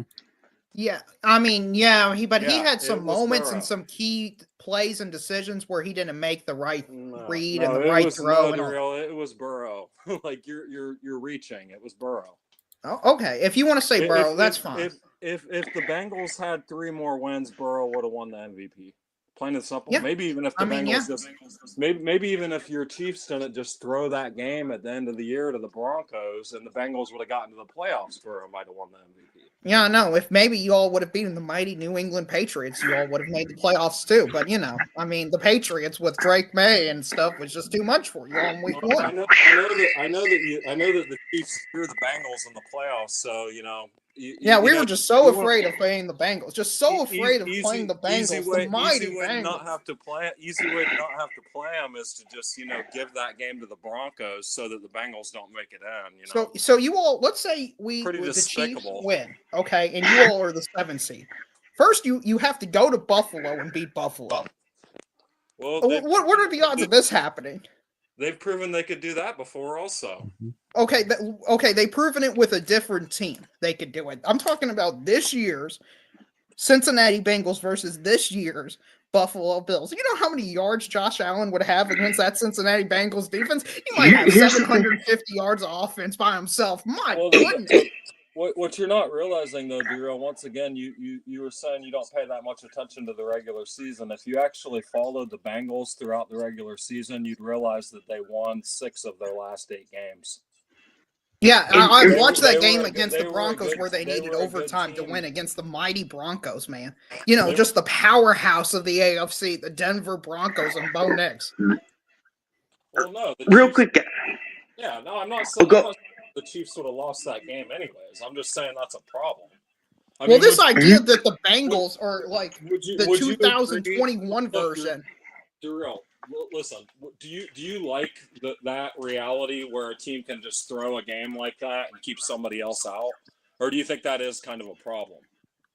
I mean, from a principle perspective, I think everybody should be playing every single week. But they weren't throwing the game in order for it. They earned the 1 seat. They wanted the extra rest. It was in the best interest of the Kansas City Chiefs. And Travis Kelce on his podcast said he was asked about this conspiracy theory, and he says, "Give me the Bengals. I want to beat the best teams." I mean, no offense, but you all think you all are so much better than you actually are. So you are. I'm saying it's a problem. It's a problem. If you looked at it from any type of competitive standpoint, you'd say that's an issue. Well, so what should the Chiefs do? Should they try real hard to go? What's the incentive for us? Because we already locked up the 1 seed. We did everything we were supposed to do. And by the way, you all needed other things to happen. It just wasn't the Chiefs. The Chiefs could have won, and still you would have had other teams that needed to win in order for the Bengals the Dolphins lost, though, Daryl. So it did come down to that. But the Chiefs didn't know that when they were playing the game. They had no way of knowing. So I'm looking at the Bengals for 2024. 7 of their 8 losses were 1-possession losses. And usually when a team has that many losses that are 1 possession, that means there's going to be a really good year next season. 2025 looks like it can be a really good year for the Bengals. Because, I mean, I'm looking at their schedule. I mean, it's not going to – we know who they're playing, but it's not going to be announced till early May, which will be on the first or second Thursday of May. Do they play the Patriots again, Jackson? We got to make sure they avoid the Patriots. They play the Patriots. They play the Patriots. We want to just call it a wrap. They play them. This is why I just can't. but they got the NFC North, like the Bears, the Lions, Packers, Vikings. That looks like it's gonna be rough. The Bills are a road team. I kind of feel like the Bengals can really pull this off in 2025. I mean, they can be a top contender. Well, They just need to make sure they've got some of those personnel moves taken care yeah, of. Like the Hummus, cap space. The cap space is an issue, and they Burrow wants the franchise to re-sign T Higgins, and Higgins is great. Don't get me wrong, but I mean, I don't know. It's just kind You of need a stuck defense, between bro. yeah, it's stuck between Yeah. a rock and a hard place. Like the cap space that it's going to require to keep Higgins could be spent on a couple of really good Mhm. free agents for the defensive side of the ball. It's one of those things like they finally got the offensive line in order, and now the defense is not there. Because the offensive line was what was getting Burrow beat up constantly for the first 4 years of his career. And they fixed Mhm. that, and now the defense is, so. But I don't know. Like I said, that's, and once again, getting back to what kind of we went off on a tangent bickering here, but what I was saying about Mahomes is you can't just look at the play. It's not an individual sport. We're not counting grand slams in tennis and saying that Pete Sampras or Serena Williams are objectively the greatest tennis player based on grand slam wins. So when you look at Super Bowl quarterbacks, I mean, here let's throw this one out there. How many Super Bowl rings does Dan Marino have? None. 0. How many Super Bowl rings does Trent Dilfer have? 1. So he played with the Ravens, so that makes it 1. That was against the Giants. I think he won. Did he win one with the Bucks? That's right. He did play with the Butts. That was when John Gruden was going against his old team, the Or was Raiders. was that Brad Johnson that won with the Bucks? Well, regardless, Trent Dilfer has at least one Super Bowl ring. No, that's right. Dilfer wasn't even at the Butts at that time. Yeah, that was Brad Johnson, I think. But regardless, Trent Dilfer has a Super Bowl ring, and I don't think anybody in their right mind would say that he's a better quarterback objectively. But what you can say is that Trent Dilfer played for better franchises who put him in a position to get Super Bowl rings. And that's true. Miami could never put it together when they had Marino, but Marino was a very good quarterback. Anybody who's old enough to have watched him would know that he's an excellent quarterback. And that's what I'm getting at. I'm not throwing any shade at Mahomes. Like I said, I think he's a good quarterback. I think he's, arguably in the top 10 to 20 quarterbacks of all time. But I think the media. What?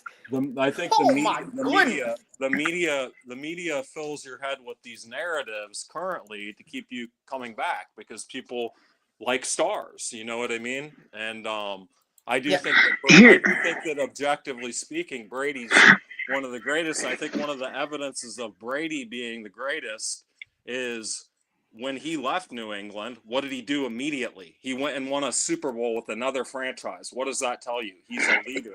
He's a coach on the field. He is objectively a player. Before you go, Darrell, I want to step in on this. And I'm not going to discredit Brady whatsoever. And Hummus, you bring up a great point. I want to mention this. Before Tampa got Tom Brady, they had Jameis Winston, who had the 30-30 here. But they still had the exact same defense and the same offensive weapons. Brady was the one missing piece that got him over that hump. Now, that is to Brady's leadership skills. I absolutely agree with you because it also shows that not any other quarterback could just walk in that building and could have taken them right to a Super Bowl. But what they basically said was, Jameis, you're throwing too many picks. You're wasting our talent here. And then Tom Brady falls right in their lap. Yeah. Well, I agree. It's not like he walked in and just did everything by himself. But once again, it's a team sport, so that's never going to happen. Agree. My issue with this line of thinking is there's basically nothing Patrick Mahomes can do if he's the 20th best quarterback of all time, other than being traded to the Jacksonville Jaguars make him the GOAT. 10 to 20. I didn't say the 20th. I said 10 to 20.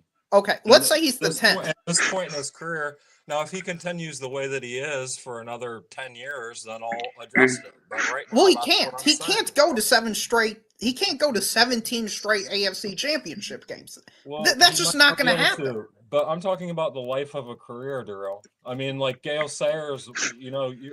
I'm older than you. I've been watching football a lot longer than you. I've watched entire careers. You know what I mean? And like Gale Sayers, for example, this is old. This is before my time. But like objectively speaking, people who watched him said he was the greatest running back who ever lived. But you know what? He never gets put in that position because he got a really bad injury and only ended and up Chris playing. Berman agrees with that sentiment because he talked about how great Gale Sayers was in the history of pro football. Because I remember watching, like, the day he passed away, I remember Chris Berman gave that tribute to Gale Sayers, talked about his abilities on and off the field. Right. So, that's my point. And like I said, I'll stop. Darrell, you're entitled to your own opinion about Mahomes, but I think you have fan blinders on a little bit about it. And I think a lot of people just they eat up what the media is telling them and what the NFL hype machine tells them, and that's that Mahomes is anointed as the greatest or the heir apparent to Brady or whoever it might be. And I'm just saying, from an objective point of view, I know I'm digging at him, but like, it's not like this is Ohio State and Michigan. Like, I'm a Bengals fan, but like it's not insane with me like it is with Ohio State. So I'm not like allowing some insane bias to get in my thought process here. And I'm just telling you what I believe. I've been watching football for 35 years of my life, and I don't think that Patrick Mahomes is one of the best quarterbacks I've ever seen. Like, I remember watching Montana. I remember watching Montana and being in awe of what Montana could do. I remember watching even Peyton Manning and thinking, wow, this guy really calculates on the field. He's dominant. You know what I mean? And I'm just not ready to put Mahomes in that category yet. Now, do I think that this Chiefs run and the franchise in total is one of the greatest things that I've ever seen in football? Yes, I do. I think the Chiefs franchise and what they've done collectively is great, but I'm not putting it all on Mahomes like you are. I'm giving Andy Reid a ton of credit. I'm giving, Travis Kelce is, but they all deserve the product of success. But here's an example. In their 20s, Tom Brady played 95 games. Patrick Mahomes played 112 games. Tom Brady's win percentage was 74. Mahomes is 79. Touchdown to interception ratio.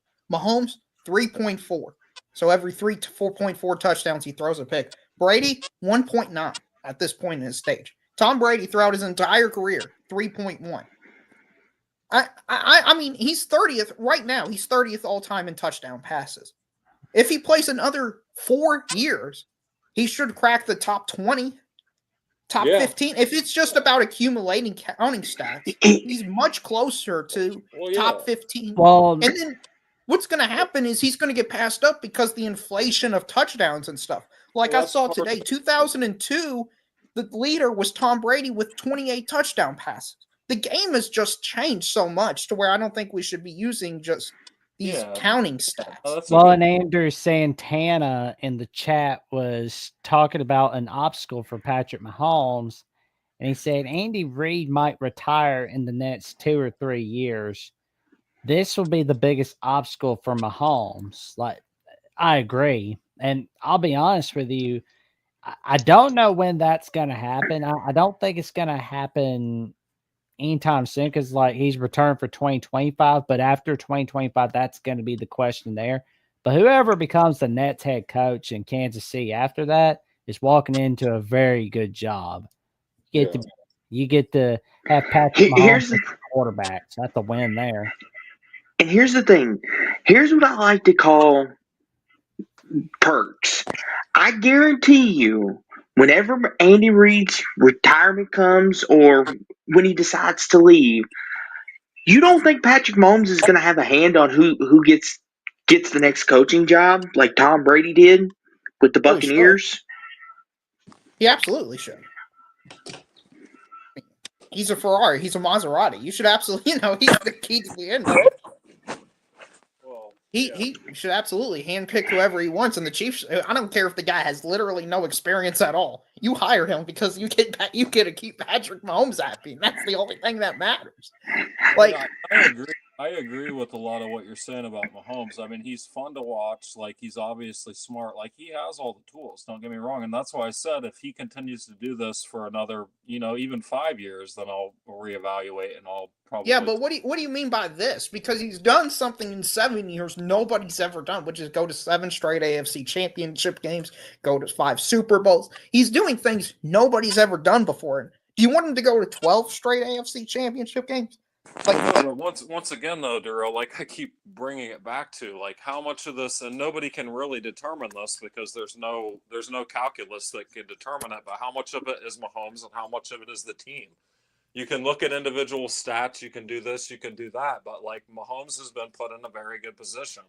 Like yes, but it's not like he was put in the best team. I mean, the Chiefs were a fine team. They were 11-6, 12-5 team with Alex Smith, but it's not like they were just a dynasty before winning Super Bowls before. I mean, they were just. But Andy Reid is a very good coach. I mean, like he really is. So yeah, but he was on the team beforehand. It's not like they changed everything. They put it all together. It takes a while to get things rolling, and they're at that point. You know what I mean? But it didn't for the Chiefs. Year one, they made the AFC Championship game, and the only reason they lost is because they played Brady and they lost that game in overtime. I'm just trying to figure out here what could possibly make him, in your opinion, one of the 5 best quarterbacks of all time. Like, is he going to have to win 6 Super Bowls? Have like top 5 in touchdowns, all this stuff. I mean, it's crazy. I saw Patrick Mahomes in the postseason. Well, to Darrell, it's a lot of it's opinion based. It's kind of like what we talk about with the committee room with the CFP. Like some of them are probably saying eye test. Some of them are saying let's look at metrics. Let's look at the statistics, game control, all these different metrics they can look at. So like. In terms of some people looking at it, they're going to look at more how many rings do you have? They're going to look at how many passing yards do you have? And some people are going to say it's eye test. And in my opinion, when I watch Patrick Mahomes play, like he's a good quarterback. He's a really good quarterback. But like I've watched a lot of quarterbacks and I'm just not ready to put him there. I'm sorry, but I'm not. If with all due respect, Thomas, I don't know what he could possibly do more for him to be elevated to a no doubt top 5. Like to me, I can't even think of 10 quarterbacks that could even be in the conversation to surpass Mahomes. Like he's done everything. Austin, help me out, brother. Help me out. You look like you're dying, brother. Up there. Once again, I think you're putting too much on the rings. Like I think you really are. Too much on the ring. Look at all the clutch plays he makes. I was talking about that 2021 drive with Austin against the Bills. That's the greatest drive in the history of the sport. That's subjective, Darrell. You can't just make that claim. Like that's your opinion. That's your opinion. That 13-second drive. What other drive in the history of the NFL is equal to that type of drive and that pressure? That was amazing. Don't get me wrong. It was amazing. But I'm just saying, like, that's like why you're throwing these things out here. They're not like, this isn't something, like I said, it's not grand slams in tennis, Darrell. You can't just measure this and say this person is unequivocally the best based on this drive, based on this. It's a team sport. And it's not. I understand that. I'm trying to figure out what you want to make you happy in order for him to be top 5. Because it doesn't seem like there's anything he could do except just play another 10 years, become first in touchdown by like 100 touchdowns, and just accumulate stats. Just by watching Mahomes, I might not ever think that he's the greatest quarterback just by watching him. That's the truth. Because when I watched Brady in his prime, really until the end of his career, I just think Brady was a better quarterback than Mahomes from watching him. I think he had better arm talent. I think he processed better. He was just a better quarterback.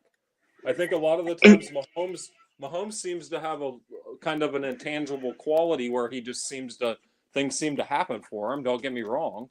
But a lot of it is escapability and things like that. And also as he gets older and injuries, I'm not saying I wish injuries on him, but like that type of player, a lot of the times they'll run out of gas too. So we'll just have to wait and see.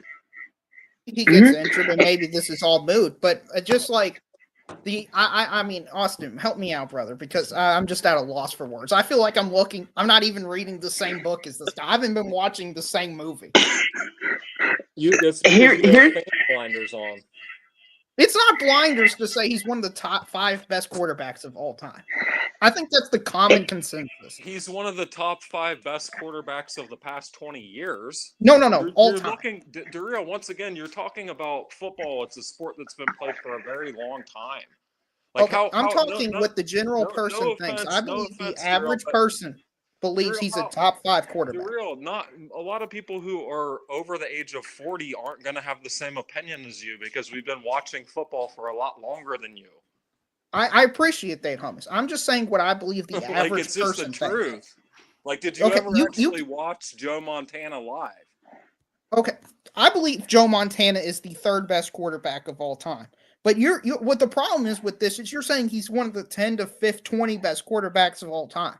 And in order to get that, I mean, you would have to go Brady? I put him in the general range of like he's maybe at John Elway level in my opinion. Like from watching him play, you know what I mean? He's like in that range. Like he's a Hall of Famer, no doubt. Like he's a Hall of Famer. He's been a Hall of Famer like 3 or 4 years ago. He's a first ballot Hall of Famer. But once again, a lot of this is subjective. A lot of it's subjective. It's going to come down to opinion because it's football. It's an inexact science to begin with.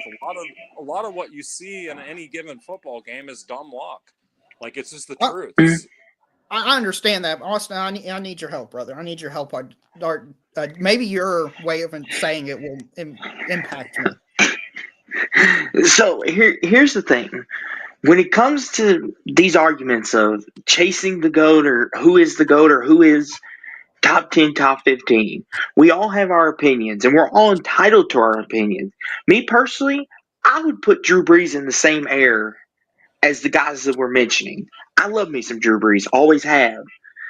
But as far as the Brady Mahomes argument, as we're having right here, right now, there's things that you watch that Mahomes does that Brady could never even dream of doing. And that is Mahomes, his arm talent, his uncanny ability to be off time and off target and still make the throws is incredible. Whereas you watch Brady, in my opinion, if you get him off time and off target, that's how you beat him. Mahomes, he thrives doing that.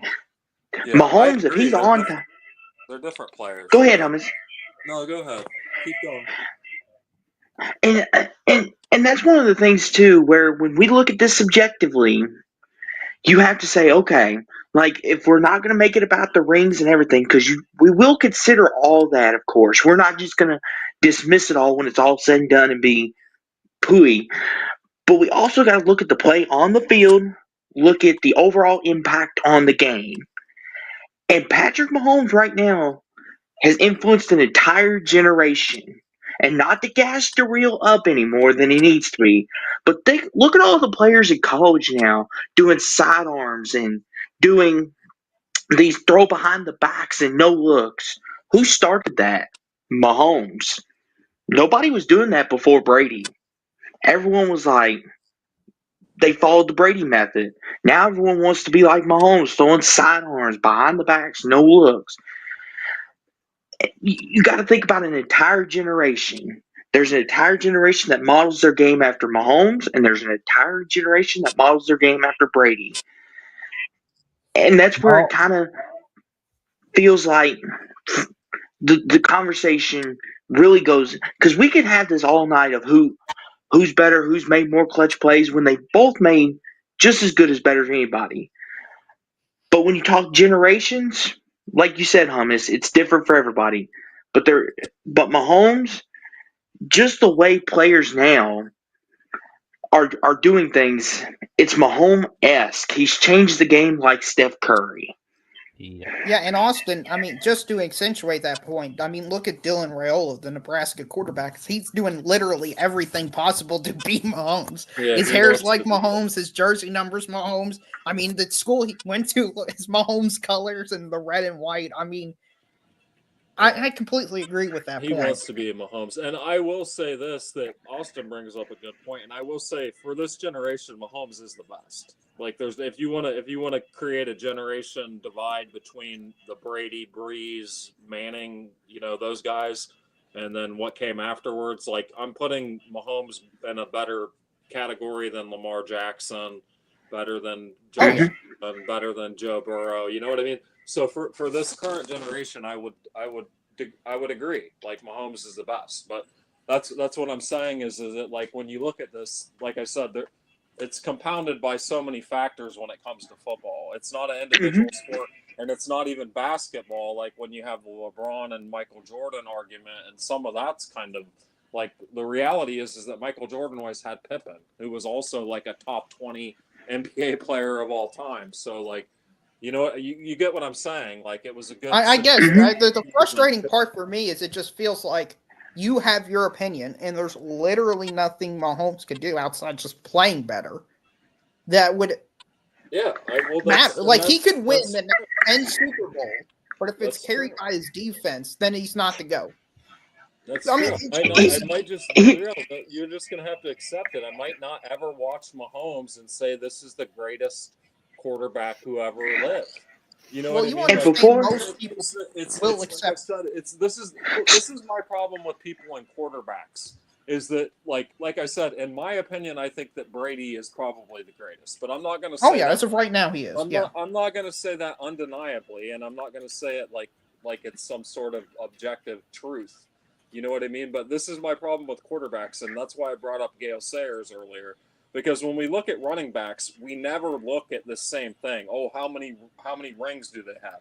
When we look at defensive backs, we never say the same thing. Like the quarterback gets way too much praise for everything that happens on the team, and they also take too much shade when things go wrong.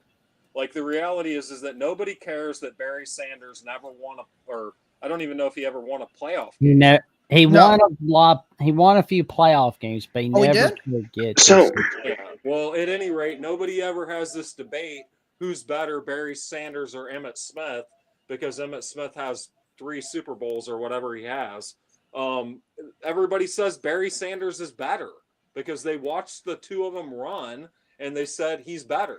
And that's where I'll end this is that I've watched a lot of quarterbacks, and when I watch Mahomes play, I simply don't think he's the best quarterback I've ever seen play. And I might not ever by watching him. Even if that's fine. I just have a bigger problem with you saying he's the 10 to 20 range. Like, that to me just is like, you're putting him like in a below Aaron Rodgers, Drew Brees. There's been a lot of really good quarterbacks played in that. Yeah, but there isn't a lot of Patricks. No, but there's a lot of Marinos and Elways and like Jackson or somebody said earlier, Johnny Unitas. Like there's been great players since the beginning of the sport. Yeah, Johnny Unitas at his point in time was considered the GOAT when he after his career. I want to interject something real fast. Call a quick timeout. So I get where you both are coming from, and I'm going to steal this quote, but there's a certain somebody that puts out daily quotation tweets and all that.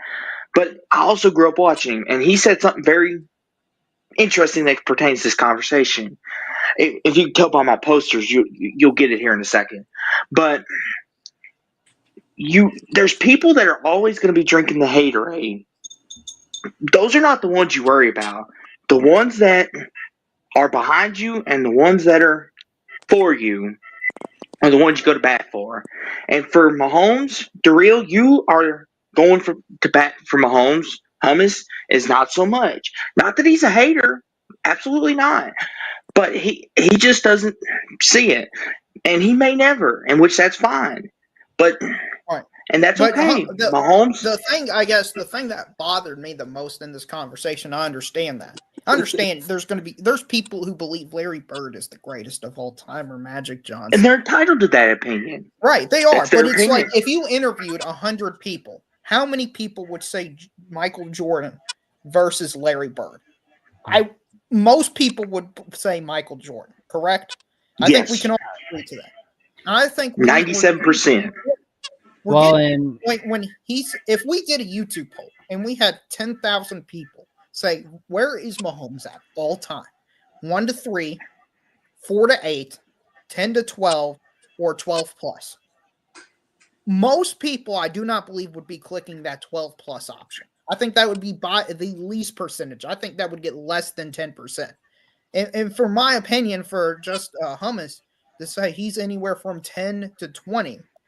I mean, listen, I understand there's tons of good quarterbacks. I understand there's some great quarterbacks we've listed today, but I don't see him just being worse than Drew Brees. You have to put him worse than a lot of great quarterbacks, or I understand maybe it's a counting stat thing, or maybe it's just you're not Mhm. vibe stats. I'm just saying in general, what do people think about Mahomes? Right now, in general, I believe most people think he's one of the 3 to 5 best top 3. I'll go top 3 because he's been to 5 Super Bowls. Do you agree with Mhm. that, Austin? Most people think he's a top 3 quarterback right now. Yes, I would say yes, because what he has done is rarefied air. Getting to 5 Super Bowls alone is something special. Look at Drew Brees, the person you just mentioned. He's been to 1. Right. Eli won two, but he never went back after that. Right. And he beat Brady. But he's still, in my opinion, this goes to a bit of Hummus's thing. I don't believe Eli Manning is somehow better than some quarterbacks. I don't believe he's better than Drew Brees despite having twice the amount of Super Bowls. I think Drew Brees is better because he was way more consistent over a much longer period of time. But that's just my opinion. Drew Brees. Yeah, and I'm not using that to cut at Mahomes. I think that Mahomes is a big, huge portion of the greatness of the Chiefs. Don't get me wrong. Jackson, You know what I mean? So I'm not saying that. And like I said, currently I think that he is the best. I'm just saying that we're kind of a prisoner of the moment. And also, if you're polling people currently, they're thinking of things in a current mind state for the most part. I'm one of these people that has a weird memory, and I remember things I kind of have that eidetic memory thing, and I just remember most football games visually that I've seen. And like I said, I'm sorry. I'm not being a hater. It's just my honest opinion that when I watch Mahomes, I don't think he's the best. Okay, And I might not ever, unless he continues to get even better, in terms of his skill set, then I'm probably never going to say that I think he's the greatest quarterback I've ever seen. That's not my issue. Not based on any type of accolades or amount of wins that he's going to get. Maybe if he did win 5 Super Bowls in a row, then it would just be undeniable, and it'd be well, this guy's got some kind of God's watching him or something, and he just, you know what I mean? Well, that's fine because it's your opinion. That's not my issue. My issue is you said when I said most people would put him in a certain range, you objected to that because you thought it'd be lower. That was one of the things I was objecting with because it seems like you. Yeah, no, but what I said in rebuttal to that after you said about the YouTube poll is I'm saying that those people would be being polled currently, and a lot of those people would be of a younger age, obviously, because if you poll people who are my dad's age and you asked them and they've been watching football for not 35 years like me, they've been watching football for 55 years, then the answers would be completely different because they actually watched Johnny Unitas. You know what I mean? They watched Glenn Dawson and these different quarterbacks from old. You know what I mean? I get that everybody's different. The game might have been different, but you can't just discredit everything because the game was different either. You know what I mean? You just said, passing numbers and everything that's skewed all the time. Oh yeah, I you don't believe in looking just solely at the passing back numbers. In the day, you can't say that. You can't say that. I don't know. It's just a weird thing, man. And if you watch the sport, the quarterback was still the same position, just these arguments about basketball, and you'll say, "Oh, LeBron, oh, different era, this, that, Will, whoever, Kareem," and it's yeah, that's something, and that's why this is all. It's pretty futile when you start talking about it. It really is. I mean, maybe it's just my massive homerism, but this opinion that I'm seeing is so uncommon from what I've seen from anywhere else. It was just startling to me. It's just maybe it's a very silent majority type thing. I wish we could get people an average poll of people in all different ranges because I saw that comment from Jason. Oh, he's obviously a smart guy, knowledgeable guy. I could see 5 to 10. I could see 5 to 10, but it's just I'm here as a Chase fan. I'm like, bro, what do you want us to do? It'd be like somebody telling Jackson 7 years into the Nick Saban run, hey, Nick Saban isn't the greatest of all time. He's not even one of the 10 best coaches of all time. It's just like, what else does this man have to do? Daryl, here's the thing, Daryl, and play devil's advocate once again. I think what Hummus is trying to get at, and see if maybe this makes a little more sense, is he's talking about the generations. Everybody has a different opinion on your generations. Let's take basketball, for example. If you played in LeBron's era, you think LeBron's the greatest player that ever lived. If you played Jordan's, you think Jordan's the greatest player that ever lived. If you played in Bird's era, it's all about where you landed generations. Right now, in our generation, a lot of us think Mahomes is right there with Brady. But there would be people that played with Brady would be like, Mahomes doesn't even sniff his level. Right. And then there I would be think people. those- Yeah, Real I think quick, those Daryl, people. Sorry. You're good, Daryl. There'd be Josh Allen. He would be like, I played against Brady and Mahomes. He would be one of those rare ones. But you look at the younger ones like C.J. Stroud and stuff. Years from now, they'll be on podcasts saying that boy Mahomes was something serious. But go ahead, Daryl. I think what you're talking about is more of a prisoner of their moment. Like, when you were a child or when you were growing up, your stuff was the best stuff. Mm-hmm. But in actuality, people nowadays have better stuff than your stuff. But people think because you grew up in it, it's your stuff is the best stuff. And I think that's what you're talking about with I grew up with Bart Starr, therefore he's one of the greatest quarterbacks of all time. I grew up with Johnny Unitas, therefore he's one of the greatest of all time. Like, first off, I don't even know where to watch Johnny Unitas film. So there's a Johnny Unitas documentary from Sports Century on YouTube, and there's plenty of other documentaries, and you can find plenty of old games of Johnny Unitas in black and white and color. Right, but that's the thing. You have to intentionally go out of your way, search out these games. It's not like nowadays you just flip it on the TV. Oh, if you want, I can. If you want, man, I can DM you some of those old highlights of it at some point. And this is a great comment right here from Jason O. He says, "Young fans love ranking current players against players who they've never seen. It's hard to explain to people who stare at stats all the time why Jordan is better than LeBron. He just is." And that's a great point. Like, we're all old enough here. We've watched Brady and Mahomes, and we're still watching Mahomes. We can both say objectively we've watched them both. Yeah, I did. And they both are Mahomes winners. Mm-hmm. My issue is it's like having an older person say, you know what, LeBron isn't as good as Michael Jordan. He's not even as good as James Worthy. He's not even as good as James Worthy. Like, James Worthy is a very solid player, Hall of Famer, went to, won plenty of championships. He was a key part of those Lakers team. And that's where I think Hummus is at.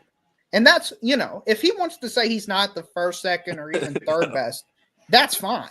But having him I did not. No, that's an unfair comparison, Daryl. I did not. That's not analogous whatsoever to what I said. James maybe I'm just higher on James Worthy than you are, but I like James Worthy. He was a great player in that era. He was the third option on the Los Angeles Lakers. So there's one thing we didn't mention tonight about the Eagles. So we talked about the Eagles winning their first Super Bowl in 2017. Do you know how many players from the 2017 Super Bowl team were on the 2024-2025 Super Bowl roster for the Eagles? I know Brandon Graham was a part of that roster because he was the one who got the strip sack on Brady. Mm-hmm. One of the most memorable plays in Super Bowl history, and thus the worst day of my life. But go ahead, Jackson. And three other men were Lane Johnson, the offensive tackle, Rick Lovato, the long snapper, and Jake Elliott, the kicker for the Eagles. So so that is pretty cool right there. And I bet it must feel pretty cool to be a part of that team that ended the championship drought in 2017. And then, like, years later, you win your second one in your career. That That's got to be pretty cool right there. And, Alabama and Oklahoma are definitely pretty happy to share the glory for Jalen Hurts. Boy, I got to eat crow on that one. Go ahead, Darrell. Don't worry. It's much worse for me watching the game than it was you. I know you don't believe it, but trust me, it was because it's something when you believe like, oh, we're just going to lose this game. But as a Chiefs fan, you don't think you're actually going to lose the game until it's like 17-0. And then that was like, oh no, we're going to lose this game. And then when he throws that second pick, it's like, oh no, it's really over. And it's just, you're as a Cowboys fan, you're just kind of used to losing. I hate to say it that way, but we don't have the luxury of dealing with these losses. Darrell, here's the thing. A lot of Cowboys fans would get upset that you're saying this about us, but you know what, Darrell? I'm one of them that until Jerry Jones gets out of his way, it's just how it's going to be. We'll go 12-5. They never will. But here's what's going to happen, Darrell. I got the secret for you, which is no secret. We're going to go 13-4 next year. Time out. We're going to keep doing that war chant because you know what? It's our tradition and it's something we love doing. Okay, it's what makes us. Remember, don't tell us about our traditions, Jason. Well, anyway, Jason O apparently is not too big a fan of the Chiefs war chant. Me, I like it because it's with the Atlanta Braves. I mean, it's and the Florida State Seminoles. Yeah, so that's pretty cool. There, it's like they all share something. Listen, it's what makes what other NFL team has their own signature thing they do. There's not really one outside the Chiefs that have their own way to start the game, and I mean, I don't get it. Well, and Tim was on here a little while ago talking about coming back from seeing USC defeating Penn State at the Galen Center. Matter of fact, USC smacked Penn State off the face of the earth tonight. What is this, a basketball? 87. Is this basketball or wrestling or what? Men wrestling. USC has a basketball team? I haven't seen them on bracket in March. They have a basketball team? Oh. I know, right, Darrell? No, I can't relate to this. Hey, congratulations, by the way, on being back in the bracket. Well, congrats on Kentucky smacking Tennessee again in college. Hey, listen, just winning isn't easy. Okay? I had to get the broom out tonight in order to sweep that ugly. Let's see what you can do in the first round of the round of 64 first. Yeah, well, I'm not sure if you saw. Let's just hope they don't get matched up with St. Peter's. No, we got rid of that problem. Oh boy, we'll be fine. Well, Calipari's not coaching him anymore. He's not living off the glory days. So I think we'll be fine. I mean, I'm worried about injuries. Injuries are piling up for us. Lamont Butler went out again and looked like he had another shoulder injury, just coming back from a shoulder injury. So that's not great. Jackson Robinson out, but we just keep winning. That's nice. You just keep winning when all your players go out. Darrell, you're very blessed. Well, You've got the Chiefs. Tam, if you're still in chat, how are you feeling about Eric Musselman so far in his first year? There he is. Kentucky is tanking. USC is 1-0 versus Kentucky. Just saying, Sweet 16 win. Oh, there you go. We don't play them. And look up Kentucky's Wikipedia in basketball, and look up USC's Wikipedia in basketball, and go to tournament appearances versus Elite Eight appearances. You're gonna summon him. That's all you need. I'm all for it, man. Let's do it. Here's the thing, Darrell. Here's the thing. To try to defend Tim, USC has made it in Elite Eight this century. He has. They have. Now, obviously, last year they had all that talent and they had no clue what they were doing with it, which is no indictment on the coach. LeBron was in the building. What bowl? Listen. Our football team's indefensible. I can't even defend that. Okay, I can't defend that monstrosity. Oh man! Listen, Tim. Daryl, at the beginning of the year, you were telling me that Kentucky was going to make the playoffs. You remember that one? No, after they beat Ole Miss. I got blinded by the fact we almost beat Georgia, who was like number 1 in the country, and then we beat Ole Miss with top 10 team. And I mistakenly thought teams who did that were actually good. You know, that was when Tim. the SEC was going to get 7 playoff teams that week. What? You remember that? Tim, the wound is still raw. Poor Daryl. I can't hear you, Thomas, because somebody's got like something. Austin, do you have like a you buy like an AC unit or something, or hummus? Because there's something just blaring. No, my house is silent. What were you saying, hummus? I was saying that week was when you were telling me that I think we were talking on Voice of College Football or something. Me and you had a little debate, and you were telling me that the SEC had a potential to get 7 playoff teams, and Mark was being more realistic, and he said, I think they could get 5. And I said, mark my words, they're more likely to get 3 than 5. And what? Yeah, I know. It's stupid what the direction of college football is going, because the only thing that matters is your record. So I listen. I believe the SEC should just cancel all non-conference games.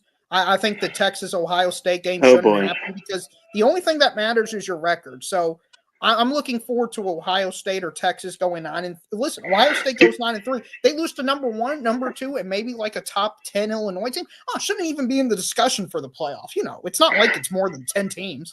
I mean, it's a complete joke of a system. Yeah, but weren't most of those SEC teams kind of invalidated by what ended up happening in the bowl games? And you can't claim something I love doing. Okay, so bowl games didn't matter last year or the year before that or the year before that, because all the players are sitting out. But when it fits the Big Ten's narrative that they're better than the SEC, bowl games are by far the most important thing. But Daryl, though, did more Alabama players opt out than Michigan players? Like, what happened there? Oh, no. But look at the South Carolina-Illinois game. But South Carolina that means lost their best. Your point's not really relevant there, then, is it? Like you're taking one data point and extracting it out to the entire conference. You can't do that. You got to use the entire. If you want to talk about entire conference, you got to talk about the entire conference. If you want to talk about one team, then that's fine. I am, but I'm just saying. Well, also look at what happened in the CFP though too.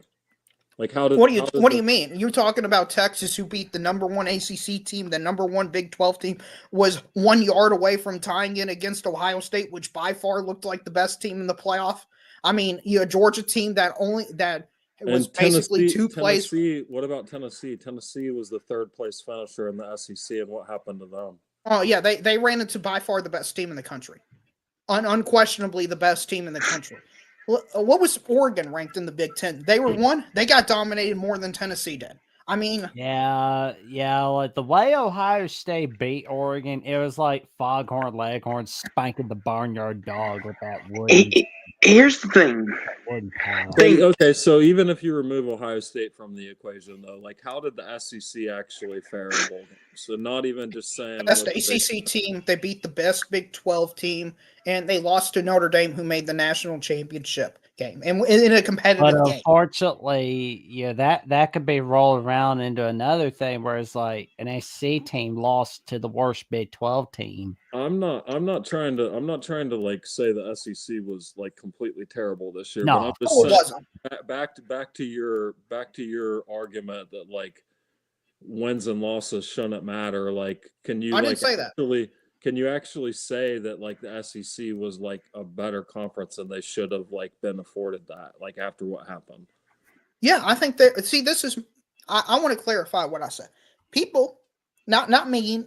I've said this, but everybody. Well, not everybody. Most people have been telling me bowl games don't matter. Bowl games don't matter. And then what happens? I know, Jackson, it's a terrible state for our sport that bowl games don't matter, but that's the unfortunate reality we live in. Then what happens? Alabama loses to Michigan. Illinois loses to South Carolina. Oh my gosh, the Big Ten, these bowl games matter a ton. It's like, well, if South Carolina and Alabama had won, I don't believe we would be seeing nearly the same discussion on bowl games as we do now. Daryl, this is the thing, though. Like, you're comparing, like, what was going on last year to what happened this year. Like, Ohio State played Missouri in a bowl game that didn't matter because I'm not talking Yes. Ohio Yes, State was literally playing Missouri at full strength, and the Buckeyes had like their third string offense. Yes. And Hummus, I was on Mark's show making fun of the fact Michigan fans were talking about how that game somehow validated Ohio State as a terrible team when they were saying before that bowl games don't matter. Like, yes. But this is my point. You're getting the point, man. This is my point is let's not talk about like people's like mentality towards it. Let's talk about like, let's get as objective as we can. Okay, like, the players opting out. If the players don't care about the bowl games, if the players are opting out of the game, then how can we accurately judge the then team? They don't care. I know, but that's what I'm saying. So like in a game where it's like equal opt-outs and preferably very few opt-outs, then like I think we can say that the game was like a good measuring. You know what I'm saying? Mhm.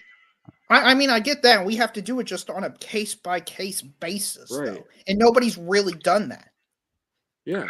So I'm not talking about people's narratives and like the picture that people are trying to paint. I'm talking about like what happened. And like Yeah, after I understand that, what, but you after watching what happened with two of the teams that people said deserve potentially to be in the playoffs, and when they went up against like teams from the Big Ten who weren't rumored to, or you know, especially Michigan. Well, But also, Illinois was also a 9-3 team. Right, Yeah, but Illinois- maybe you missed me Illinois- earlier. South Carolina lost by far their best player in their team in Rocket Sanders. He opted out of the game. They still Well- had their quarterback though. Yeah, I understand that, but when you lose your best overall player, it impacts the game. It just It does. It does impact that. But once again, I think South Carolina probably would have beat Illinois 7 out of 10 times or something like that. I'm not saying that. I'm just saying, like, you know, apples to apples, like you compare the two big conferences and you look at it, and like nobody was talking about Illinois as being, oh, why aren't they getting love to be in the playoff? They had the same record as all those SEC teams. Yeah, but their schedule wasn't nearly as good as South Carolina's schedule. That's why. What's that South Carolina schedule based on, though, Daryl? Like, once again, strength of record and strength of schedule are based on largely on the preconceived idea coming into the season, the strength of a conference. And when South Carolina at the end of the year conference. using the most objective data points that we can, which are head-to-head matchups, you can say pretty unequivocally that the Big Ten was a better conference than the SEC. They beat South them Carolina. head-to-head. Daryl, South what was Carolina. the overall record of the Big Ten and the SEC all games played this year? It What was 6-4, 7-4, something like that. So you can say there, you could with pretty good certainty that the Big Ten was probably better. Okay, So you last can year, throw out all that the strength of ACC schedule. had a better record than the SEC head to head. The ACC was not better than the SEC. Yeah, That but just- you got to look at, well, sometimes No. it can be skewed though. It can be skewed by who played who. But most Right, of and those also- most of those matchups, we actually talked about this a little bit earlier in the year, very early when you were saying, "Oh, Alabama beat Wisconsin," and I said Wisconsin's a low-level Big Ten team. Once again, that's not apples to apples. I understand that, but my When you're point, seeing USC play Texas A&M, that's more apples to apples, and USC beat them. USC Okay. beat LSU. USC I think we're took a lot of conflating a losses. few arguments here. USC took a lot of losses in the Big Ten because there were a lot of good teams in the Big Ten. That's correct. Like that's I what think happened. we're conflating a few arguments here, okay? I have an Alabama belongs in the playoff argument specifically for Wisconsin, and I have the SEC is bigger than the Big Ten argument Oh, for a different reason. I do not believe if you're comparing conferences, that Alabama-Wisconsin game should hold significant value, but it does count. Now, for Alabama going to the playoffs, the reason I like pointing to that Wisconsin game was I want to see great non-conference matchups. I want to see the best possible non-conference matchups. Austin, do you like seeing good non-conference matchups? Yes, I want to see more LSU, Texas games, those type games. Yes. So here's I mean, not my point. LSU, Texas. When you But have yeah, a go team for it. in Indiana that chooses to play, the Little Sisters of the Poor in Western Illinois, versus you have another team that goes out there and challenges themselves on the road. Because I don't care how bad Wisconsin was. I know they were 5-7. They were the bottom half of the Big Ten. They were better than every team Illinois placed in non-conference schedule combined, most likely. That's just how bad their Mhm. schedule was. And for Alabama to get absolutely no respect for going out on the road in the North and dominating against Wisconsin is a problem to me as a college football. Illinois Here's actually scheduled Kansas though, Drew. Yeah, and I listen. I give them credit for going out on the road and scheduling a decent Kansas team. My arguments are against these teams that don't go out on the road and challenge themselves in non-conference No, games. I agree with that. But I'm just talking about objectively speaking. Like I don't see how you're still dying on the hill that the SEC was the strongest conference last year. I think They it's have a a better regular season, and I I don't think value it's a these. ridiculous argument. It's very simple. I believe they had the better regular season.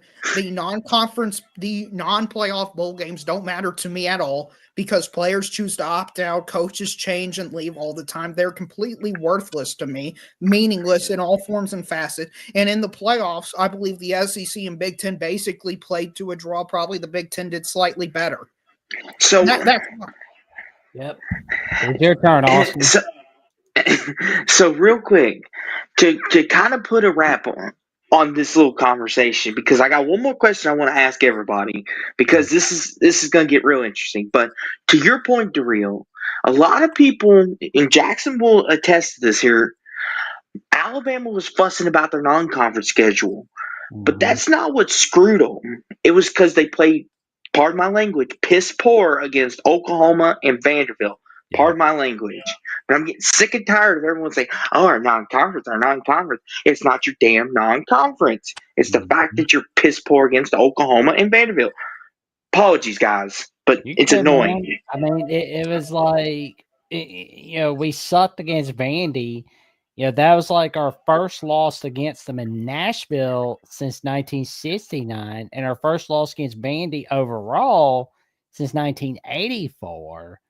And the way we lost against Oklahoma was horrible. But I will say 2025 is going to be a way better year, man. Oh, they're gonna be doing a lot better. Year 2 for DeBoer is always it's been better. Like look at Washington. So and I also would say, like, I honestly think that Alabama was one of the 12 best teams. I think they were just inconsistent. I think on a good day, I mean, we saw what they did against Georgia. Like, they were still on the road. One question, Jay Snow. Who's your NFL team? I know you're a Florida State fan and you like UConn basketball, but who's your NFL? And here's the thing, too. He's a Florida State fan? Yeah.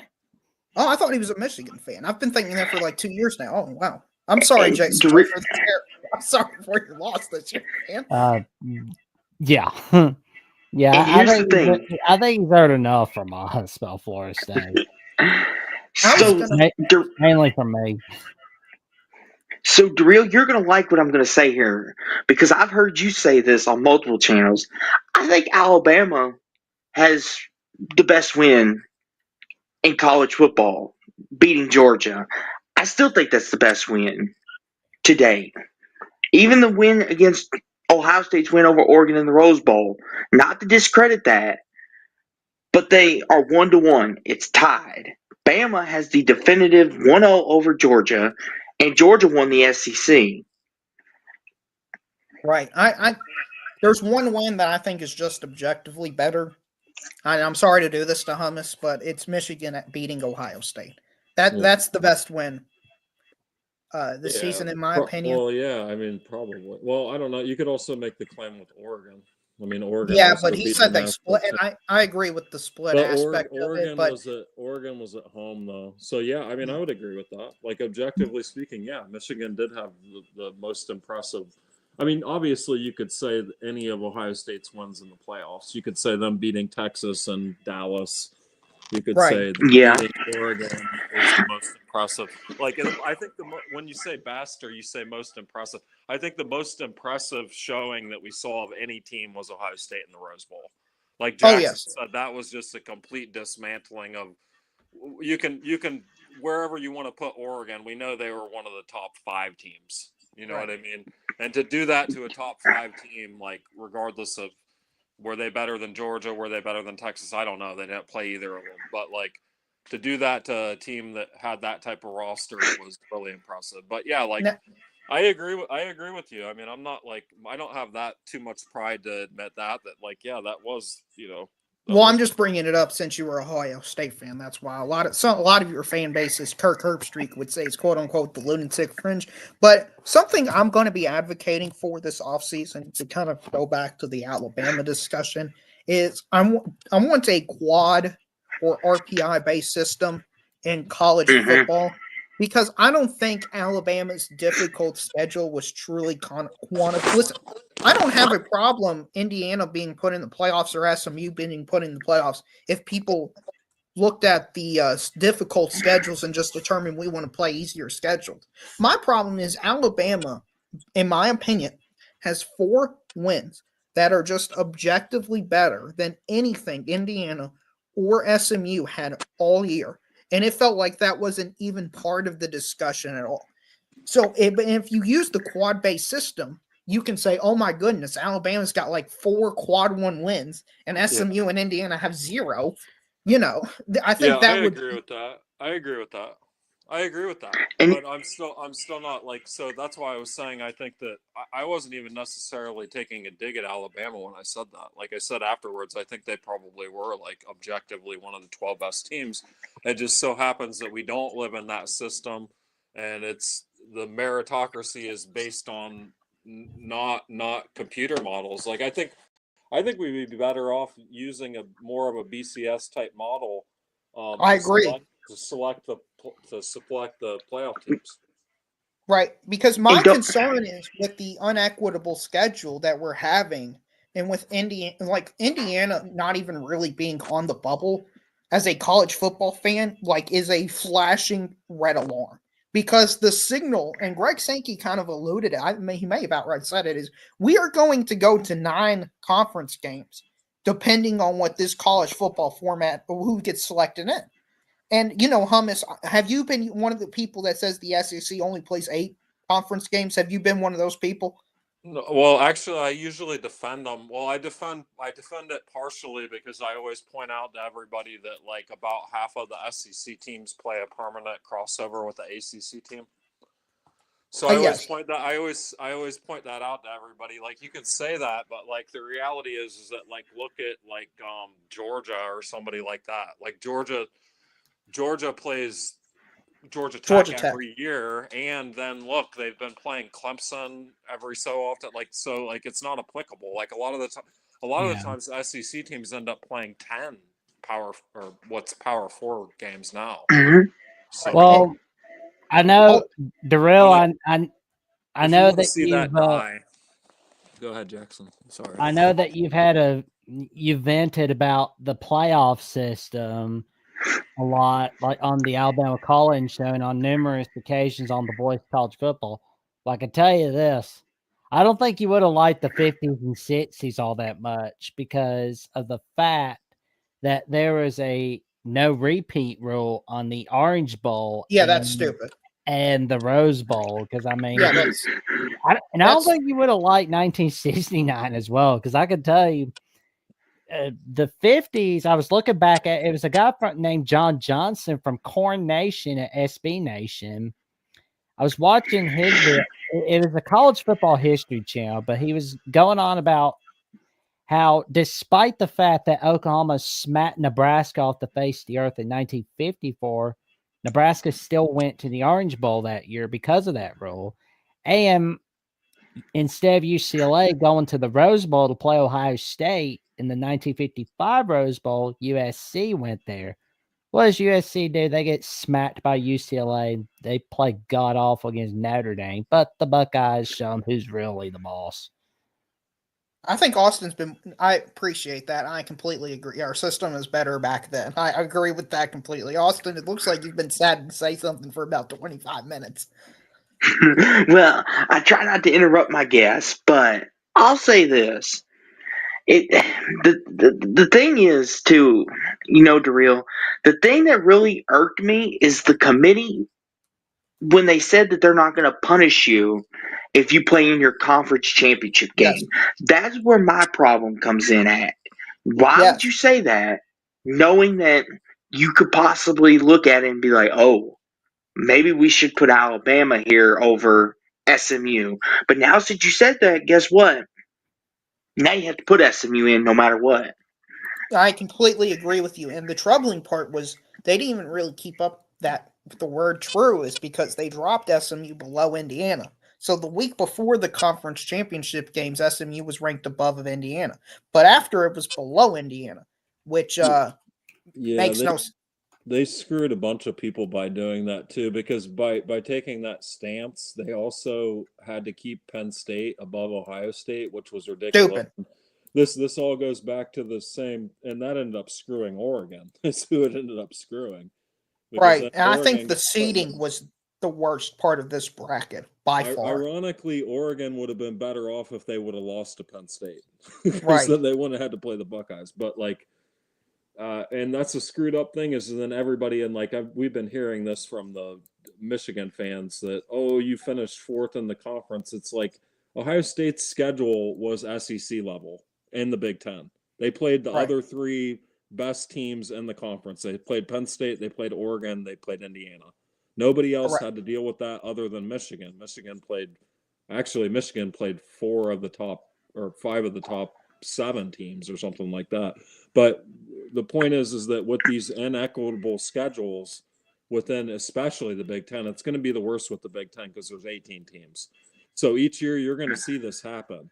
Now, I'm not saying it'll be like the perfect storm like what happened with Indiana, but I could guarantee you if you gave Indiana Michigan's schedule, they ended up with 3 losses. That would have happened. Yeah, no doubt. Because they almost lost. In my opinion, the game against Michigan should have been what left them out. Not the game against Ohio State, but the fact Indiana couldn't do nothing for the entire second half against a mediocre Michigan team. They're not one of the 20. I mean, they didn't have a top 25 resume until that Ohio State game. And for that team to still not even be on the bubble is a problem. And there's a lot I want to say here. Jackson, the reason I call into the Alabama show a whole lot is because me and Jeffrey are on the same wavelength a lot of these things. And I have a hard time finding somebody with the same view as I do or a very similar view. And I like bouncing off my ideas with somebody who I find intelligent and that's understanding my perspective. So I've got a few more things I'm going to call if whenever he starts feeling better, because I've noticed the last he's 2 weeks. back. He was back on the Indiana show today. He was back on a live stream with Will tonight. And Right. you know, he's doing better, but he's not exactly 100%. But you know, we talked like last week where when he was saying he wasn't going to be able to make. I told him, don't worry about the show. You just worry about getting the film better. Your health is important. Yeah, my issue though, and the reason I harp on the playoffs is because, in my opinion, the reason, and this is what I'll talk to Jeffrey about, Jackson. This is a little preview. What I believe makes college football the best sport is we have the most important regular season in the entire in any sport, regardless of its like you can include worldwide sports like tennis, F1, and all that stuff. Would you all agree with that as a general rule of thumb? Yeah. Oh, agreed. Yeah. Yeah. It would be hard to argue. The NBA towards the last 20, 25 games gets pretty interesting. I'll tell you this, you know, it's going to be fun watching Alabama, Florida State week 1. Jason, I think you'll love it when we get to Florida State week in August for Alabama with the boys college football. That will be we'll have some exciting guests for that week. I think he'll like it before the game and after the game. I don't think during the game he'll like the outcome. But the reason, and I'm so worried about this 12-team playoff, and I view it as like a danger to our sport, like this red alarm, is the Ohio State-Michigan game is like Ohio State lost to one of the worst Michigan teams over the last 5 years. They lost to a bad team, and it didn't even matter. Like, in some ways, I think it helped them because it helped get them focused up, ready, understand they can lose to anybody, and they had to perform their best. And just like, I don't want to see players start resting during the regular season. And I want to, Hummus, you're an Ohio State fan, so you've got the elitist perspective like I do against the Chiefs. But I want to ask you, do you think I know you're hardcore, do you think casual Buckeye fans are going to tune out Or is there a chance you were going to tune out? Because you're in the 12-team playoff basically every year. I don't think there are any casual Buckeye fans growing up around here. Like, it's not really a thing. Like everybody's either like maybe the bandwagon fans that are around the country, but like here in Columbus, like there's no casuals. Everybody who's into the Buckeyes is like eats, breathes, and Well, loves Buckeye. So it's like my no, point. My point though is I don't think so. Like I don't think that'll happen. But I mean, if they literally started to like. If like what happened, like what I was complaining about earlier with the Chiefs happened with the Ohio State Michigan game, then yeah, of course, people will be devastated by that. They'll be upset and then they'll tune out, of course, because that would be just terrible. That's what I'm worried is going to happen because there's like, and this is what I was saying as the Chiefs fan. Why play everybody? Because Mahomes could get hurt. He drops back for a pass, Patrick Surtain blitzes, and he gets hurt. That's just something that could happen.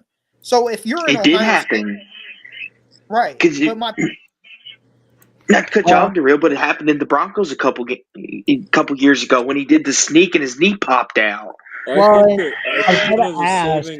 our guy Mark Rogers at The Voice College Football talked about the point differential, where he points out that the college football playoff average point differential is 14.8. And the NFL playoff average point differential is 14.5. Right. And I understand that. And this is something I just agree with the number. First off, you're only taking one metric and saying, therefore, it validates our entire structure. That's something I'm not a fan of in general. I like having multiple data points. And something else that bothers me is people in the NFL are complaining their playoffs are expanded too far because you have these 7 seeds that are completely pointless. I mean, you take it, like, in my opinion, it just shows the NFL kind of screwed up by adding the 7 seeds as well, because outside of Austin's beloved Dallas Cowboys, no 2 seed is lost.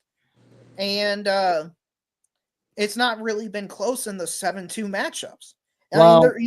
I think the NFL needs to expand the playoff system a little more. No, what? I've got a suggestion.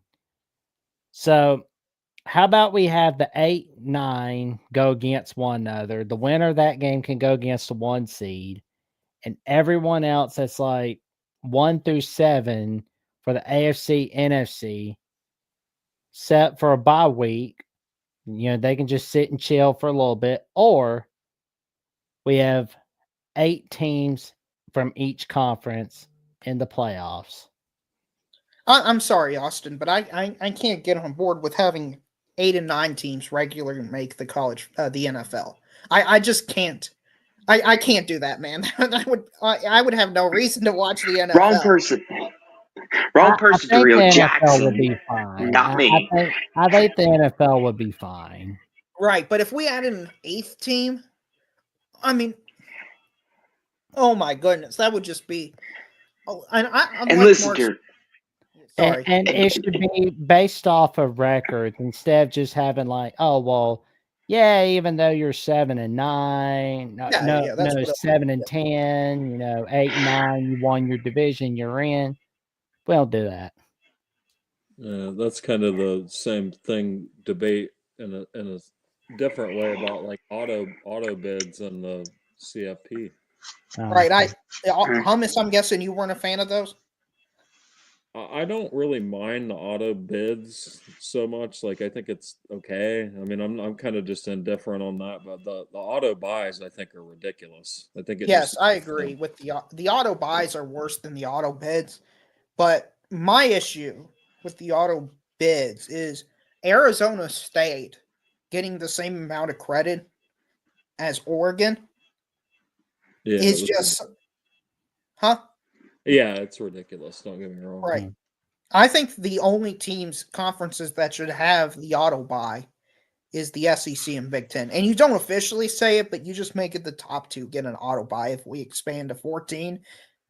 I think that'll solve those problems. Well, but it would de facto happen anyways. right, I do still feel concerned that we could see like a 4 or 5 loss team win a conference, and then it's like, Oh, it's gonna yeah, happen. yeah, Yeah. because we know that'll happen. It's gonna happen. It's less likely that happens now, divisionless though. Like it was because if you remember, one of the main reasons why you'd see like a Purdue who got in a couple years back as a 4-loss team to the Big Ten title game is because the divisions were so unbalanced. So now that every conference is divisionless, you're not going to see. It's going to be really unlikely that you see a 4-loss team ever make a conference title game like that again. So I mean, it could Unless if there's extreme chaos within the conference, but it's probably going to be unlikely. Well, and here's the real quick, Daryl. The only way an 8-4 team is if they go 0-3 in conference and only lose one conference game. In which the only place that would happen would be in the Big 12, because an 8-4 SEC team ain't going to make the title game to begin with. No offense to your conference, Daryl, but 8-4 ain't going to cut it in the SEC. I understand that. Here's a scenario I want to throw out that could change Hummus's mind. Okay, this is something that's likely to happen too in the next year. Okay. The ACC has talked about having playoffs inside of playoffs. Mm-hmm.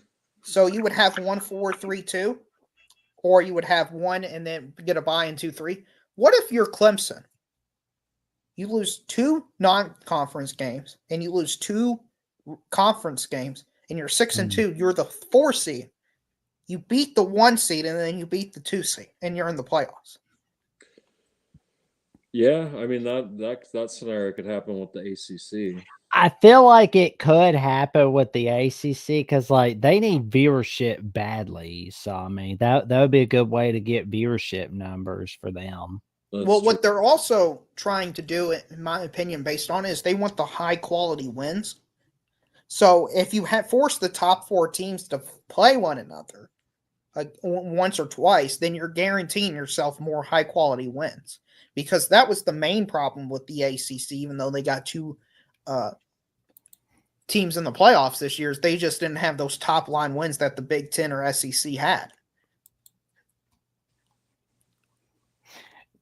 Well, and I guess we would have gotten an SMU Syracuse matchup and a Clemson Miami matchup if that were the case.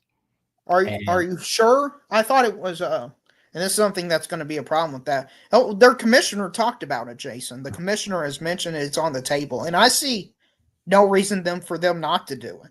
Because think about it, you're guaranteed an auto bid, okay, and that's going to stay regardless. And then most years you're not going to get a second team, and this is kind of an outlier year. So why not try to do everything you can and just do a Hail Mary type thing? I mean, imagine if Syracuse's schedule, they beat Miami, they win a playoff game against Clemson, and then they lost in overtime against Miami. You know, that would be enough to where it might push them over the edge of an Indiana, or a Boise, or I'm trying to think, a South Carolina Ole Miss team. So yeah, the CFP is not going to like the ACC doing that if the other conferences remain the way that they are, because it's gonna create like a impossible situation to gauge. You know what I mean? Not impossible, but it's just gonna add another like wrinkle into what they have to do. Like it's already so hard with all the apples to oranges comparisons between conferences. Can I answer this question? The reason they're doing this is the last week of the schedule would be a flex week. So what would happen is all the other teams would basically play themselves or their rivals and stuff.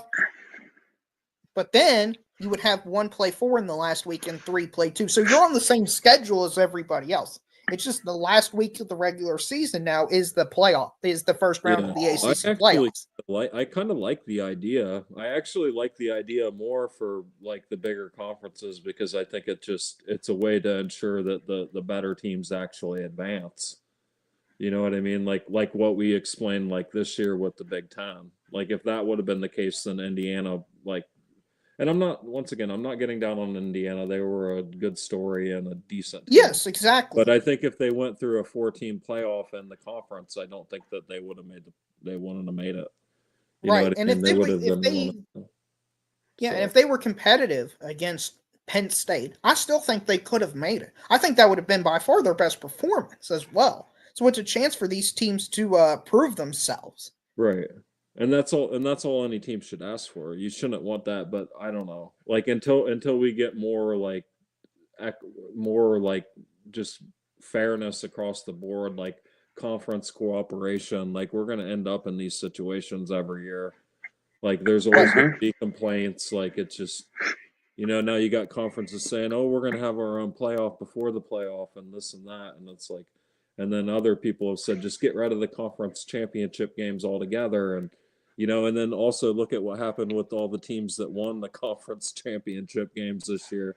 They all lost. So, they got Can I answer that question, Jackson? Can I answer that comment about the your best team eliminating yourself?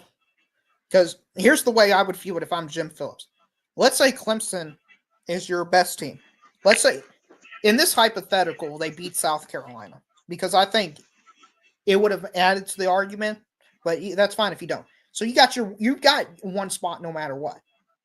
So if it's the 3-2 seed that wins, so let's say the 1 seed beats the 4, and then the 1 seed loses in overtime to the 2 or 3 seed, isn't the 1 seed the most likely team to be selected for?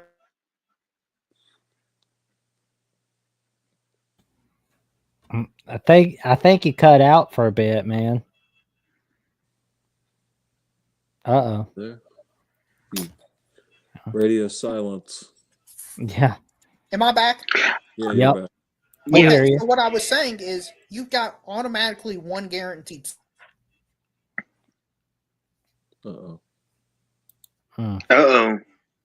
What's happening? I think that's the hint that we've been up too long. Yeah.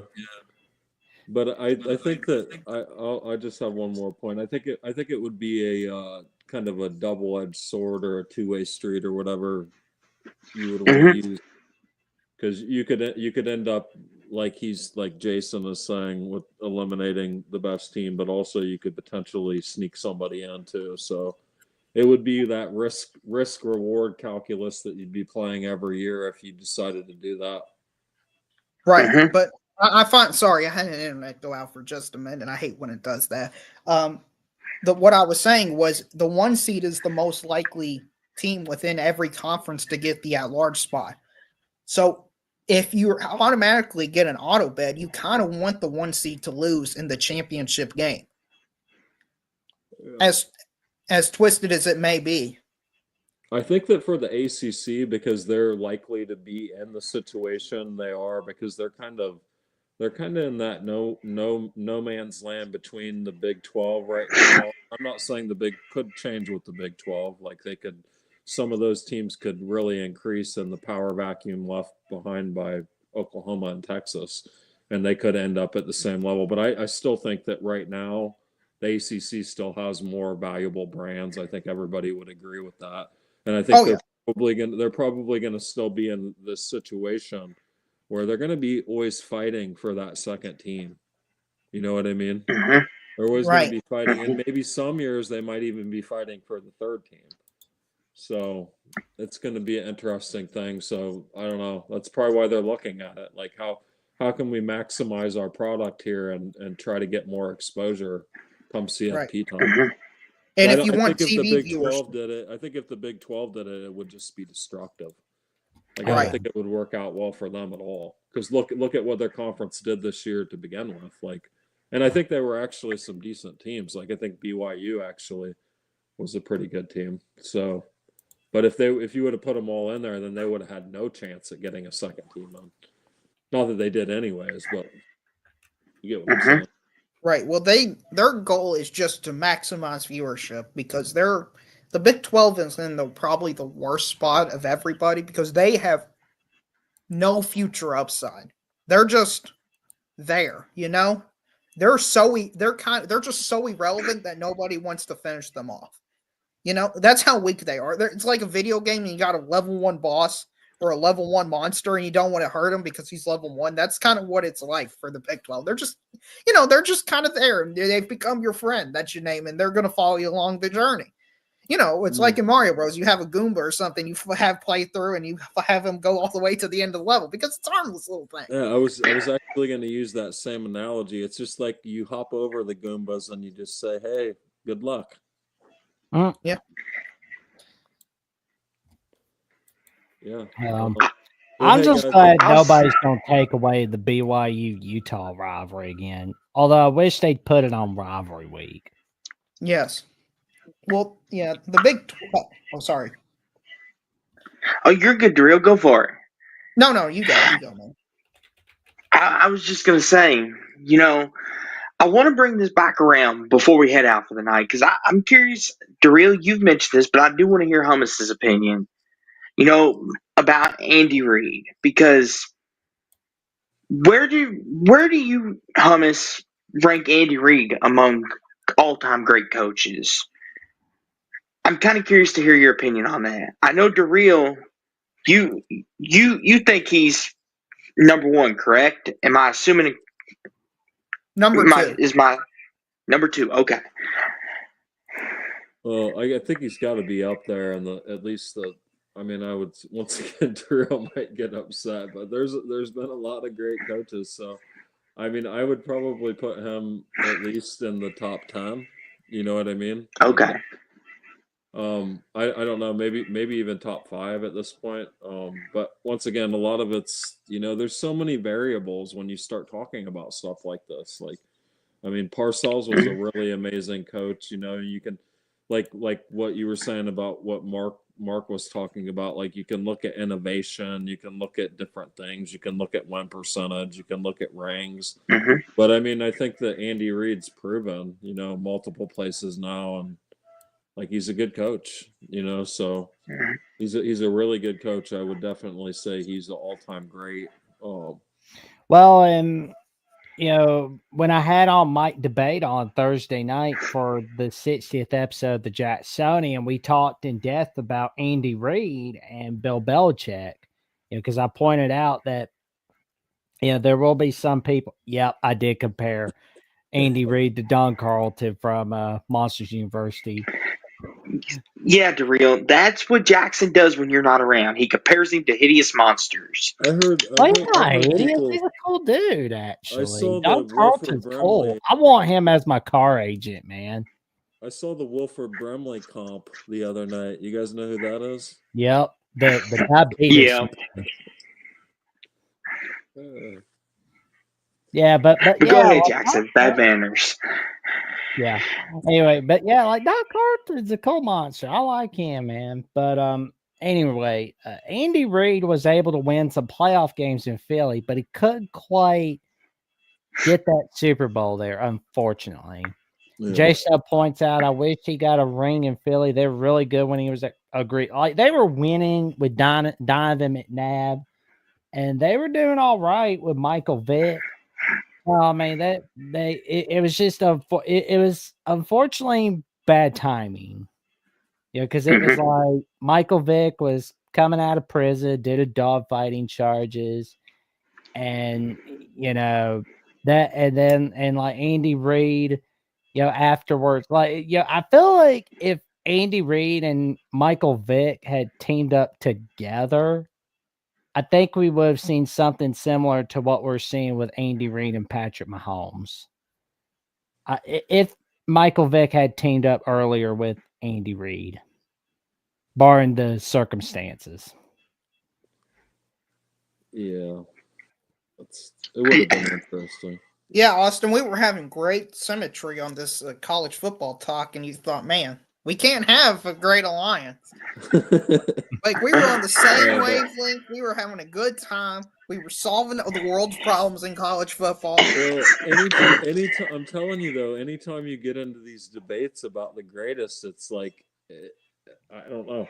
It's like, what do they say about, what's that thing with the Sith? Like, only Siths speak in absolutes or whatever, because anytime only Siths deal in absolutes. Yeah, so like anytime you start like making these claims that like this is unequivocal and this is this is just the way that it is, and that's why I said, like, in my opinion, that's why I'll preface anything that I say like this, or like from what I've seen or how I feel, You know what I mean? Because I'm admitting, like, you can have your opinion, and like your opinion very well may be very much based and better than mine. You know what I mean? Like, I don't know that, but like you start saying like this is the best coach of all time. This is that.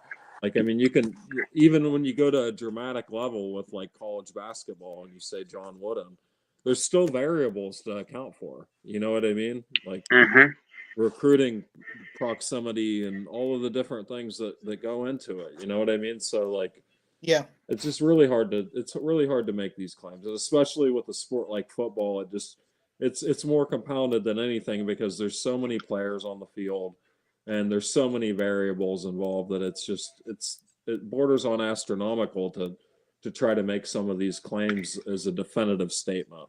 Oh yeah, That's it's kind of where all that's kind subjective. of where I'll leave it, and with the eras and stuff, and kind of what you were saying about before, like that you can't, like, everybody thinks the toys from their childhood were the best, and there's an argument, and I'll agree with that to a certain degree, but like we're also comparing like human beings, not like Nintendo's graphics in 1984 versus Yeah.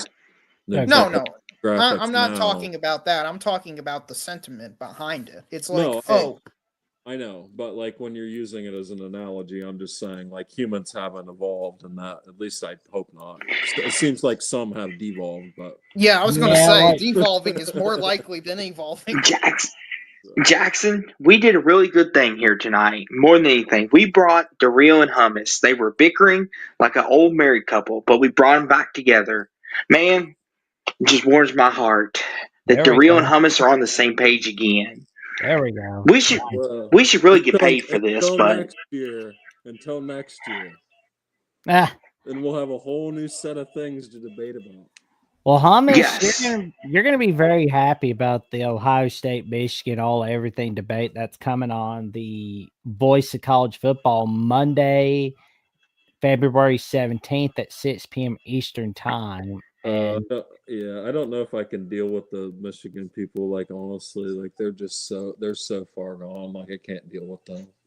Yeah, Like, they're trying to claim half of our national title, and then they're devaluing it. Oh, it doesn't count, but actually we own half of it, and like all this stuff. It's just like, my favorite argument I've heard this offseason was Michigan fans saying that your title has an asterisk to it, but their title from 2023 doesn't have an asterisk when they cheated during their title and you all didn't cheat during your title. That's funny to me. And also I like the Michigan fans that I showed a Michigan fan. I literally sent him in the chat the link to Ross Dellinger's Yahoo piece about where Michigan says that the cheating they did was minimal or something along the lines. They used the word minimal. It had a minimal impact or something like that. And he's like, well, this, he's like, it's only allegations still. It's like, if you only believe the Michigan stuff is allegations at this point, I'm sorry, but you're just so far gone. It's unbelievable.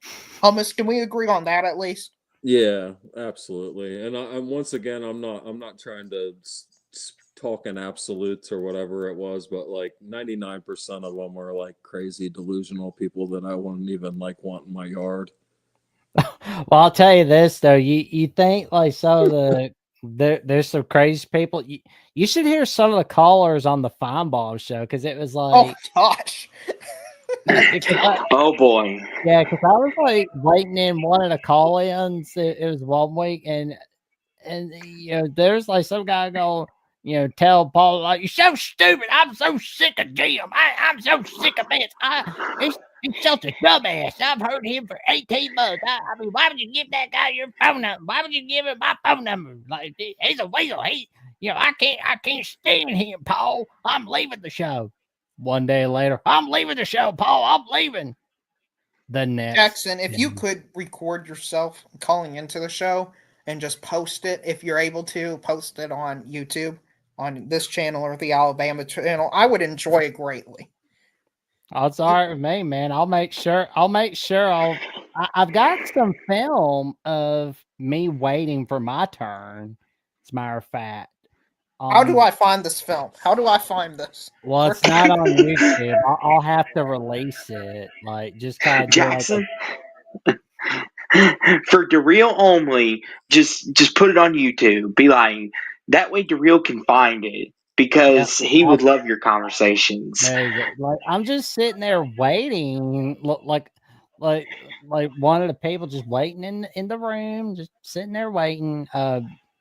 But I will say though, like this Friday, like he was smiling when I called in apparently because it was like I've been calling on there a few times because like he doesn't smile with callers usually.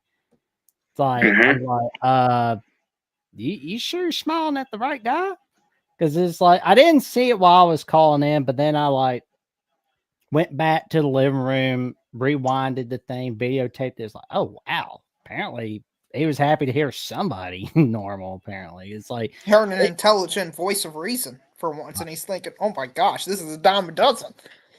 well, I mean, I did my best to be. I mean, I did my best to stay logical, but I mean, like a lot of those people, they sound like they're in the mental institution or they've had a mouthful of dip. Hummus, I was going to ask you this, and because I rarely get a chat to you because you never call in, and that's fine. But do you believe Michigan should be crowned the 2023 national champion? Well, if they decide to take their wins away, then no. No, I'm not talking about the NCAA. I'm talking about you, Hummus Hero, the person on the other end of the screen. What is your opinion? I mean, I think that they should cease to exist. Like, no, okay, I'm just talking. I'm talking about the national championship. Have you seen enough evidence to where you believe it should be taken away? Oh yeah, absolutely. I think that they should have been. I think that they should have been banned from playing in the postseason that year after it was uncovered in the middle of the year. I agree. I was on Mark's show one time, and I was making a tried and true case, a passionate speech about why Michigan should be taken away, because I know you are part of the elite in terms of college football, and Jackson is part of the elite in college football because he's got that big Alabama hat on. But Austin will understand it because since we're on the same level as peasants here, being a Louisville and Kentucky fan, I don't think it's fair for my little old university, the Kentucky Wildcats, to have 11 or 10 wins. I think it was 11. No, it was 10 wins taken away from them for recruiting violations because of an NIL deal gone wrong, okay? We had 10 wins taken away from us in the 2021 season. Jackson, please fact check me. It was 10 wins. I believe it was 10 in the 2021 season. Whereas you have a team in the middle of the season caught cheating with recruiting violations. Yeah, y'all how beat is that fair? Florida. Y'all beat Florida in 2021. That was a little bit before Auburn snapped the losing streak at Baton Rouge versus LSU. Yeah, right. I think it was the season we beat. Who did we beat in a bowl game? You guys beat Iowa in the Citrus Bowl. Yes, I believe they took all that away. And in my opinion, and Austin will understand it as a Louisville fan because his 2013 national championship banner got taken away from me. What that Louisville team did on the court was nothing compared to what Michigan did on the field. Now, in terms of off the field stuff, obviously what Louisville did was far worse in terms of morality, but that's for that's not for the NCAA to adjudicate. Well, and like NCAA's, and I remember like some of the media people. Like, here's one that really drove me nuts. Like the way that Kelvin Sampson got ran off at Indiana, and like the news stories made it sound like that he did something really bad to little kids and like messed around with the president's wife or something. But no, he was just trying to get some wins for Indiana basketball. Well, look at how Jim Tressel got fired. I mean, now you look at that, and it's like, it's crazy to think of it. Like, and we had that season. Yeah, I mean, like players were selling their own memorabilia, and they made it sound like they were selling drugs, and they weren't. They weren't selling it. A lot of it was they were trading it for tattoos. Yeah, I mean, they weren't even directly. They were bartering their memorabilia. And I'm gonna be honest, Thomas. When I was like 13, Well, there went Jackson. Yeah, when But I was 13 and I heard that story about well, there goes Jackson yeah, again. when I heard Jackson, the you keep cutting in and out, buddy. Austin, just speak. So anyway, Hummus is gonna appreciate this dig, but at least we didn't have to cheat to win our national title. And even Darrell, as much as you may hate us because we're your rivals, you even have to admit we won that title fair and square on the court yeah. with our talent. Well, and I was gonna say for like the cutting out thing, which I think I've got enough tabs closed out, so it's like it shouldn't be a problem. But I remember letting myself get so whipped up at 13 by those stories. I was like, oh man, they should spin those players. And then it's like, dang, I was stupid at 13, believing that horse dung. It's like they made like some of the players and coaches sound like hardened criminals, where it was like later in the year we found out Penn State was covering up something much worse. Well, it was a complete different day and age back then, and I mean, now you look at it and you say it's ridiculous. The people that were actually more of the crook at that point were the NCAA and the universities not paying the players, not allowing them to earn a living. And the poor kids, some of them, you hear stories about it. Like now you go into like one of these players' parking lots and these guys have like, it's like a car show. You know what I mean? But like back then, these guys would be like riding a bicycle up to practice. It was like, it's insane. You know what I mean? They're out there putting their bodies on the line, and it's like, then really you're going to do that, and you're going to, and in some cases it hurt the kids' careers. You know what I mean? To be branded that, and I mean, like Terrell Pryor, the quarterback, he still was able to enter the supplemental draft and do what he did in the NFL. But like, it's a shame when you look back on it like that. But at any rate, like with what Darrell was saying, like it's a different level of it. Like you can, and like to what Austin was saying, and like with whatever Louisville did, like they weren't cheating on the court. Like there's always been sketchy things that occurred to get players onto your team and all this and that, and even looking at the steroid era or whatever in baseball, like yeah, it's a competitive advantage, but it's still not even the same thing in the way that you're compromising the integrity of the game, in my opinion. And Michigan can say, oh, it was just this and it didn't matter, and like in their response to the NCAA, where they basically did admit some level of guilt and saying it was insignificant, basically. Well, it's like, well, why are you cheating? It doesn't matter. Like if you're at Vegas, if you're in a Vegas card table and you're counting cards, but you're very ineffective at it, but it still gives you a 1% better chance. Like, guess what? The pit boss is still going to drag you out back, and the guy's going to still knock 3 of your teeth out. Like, it's still going to happen. Hold on. I got to defend card counting a bit, okay? Card counting. Imagine you played chess and they said you can't think about your next move ahead. How? I mean, that's what card counting is. Counting is. I agree. So it was a bad analogy, but you get what I'm saying. Right, card counting is not cheating. What Michigan did is cheating because they're blatantly breaking the rules. It would be like you're at a casino and you're working with the dealer to occasionally help you out. You know?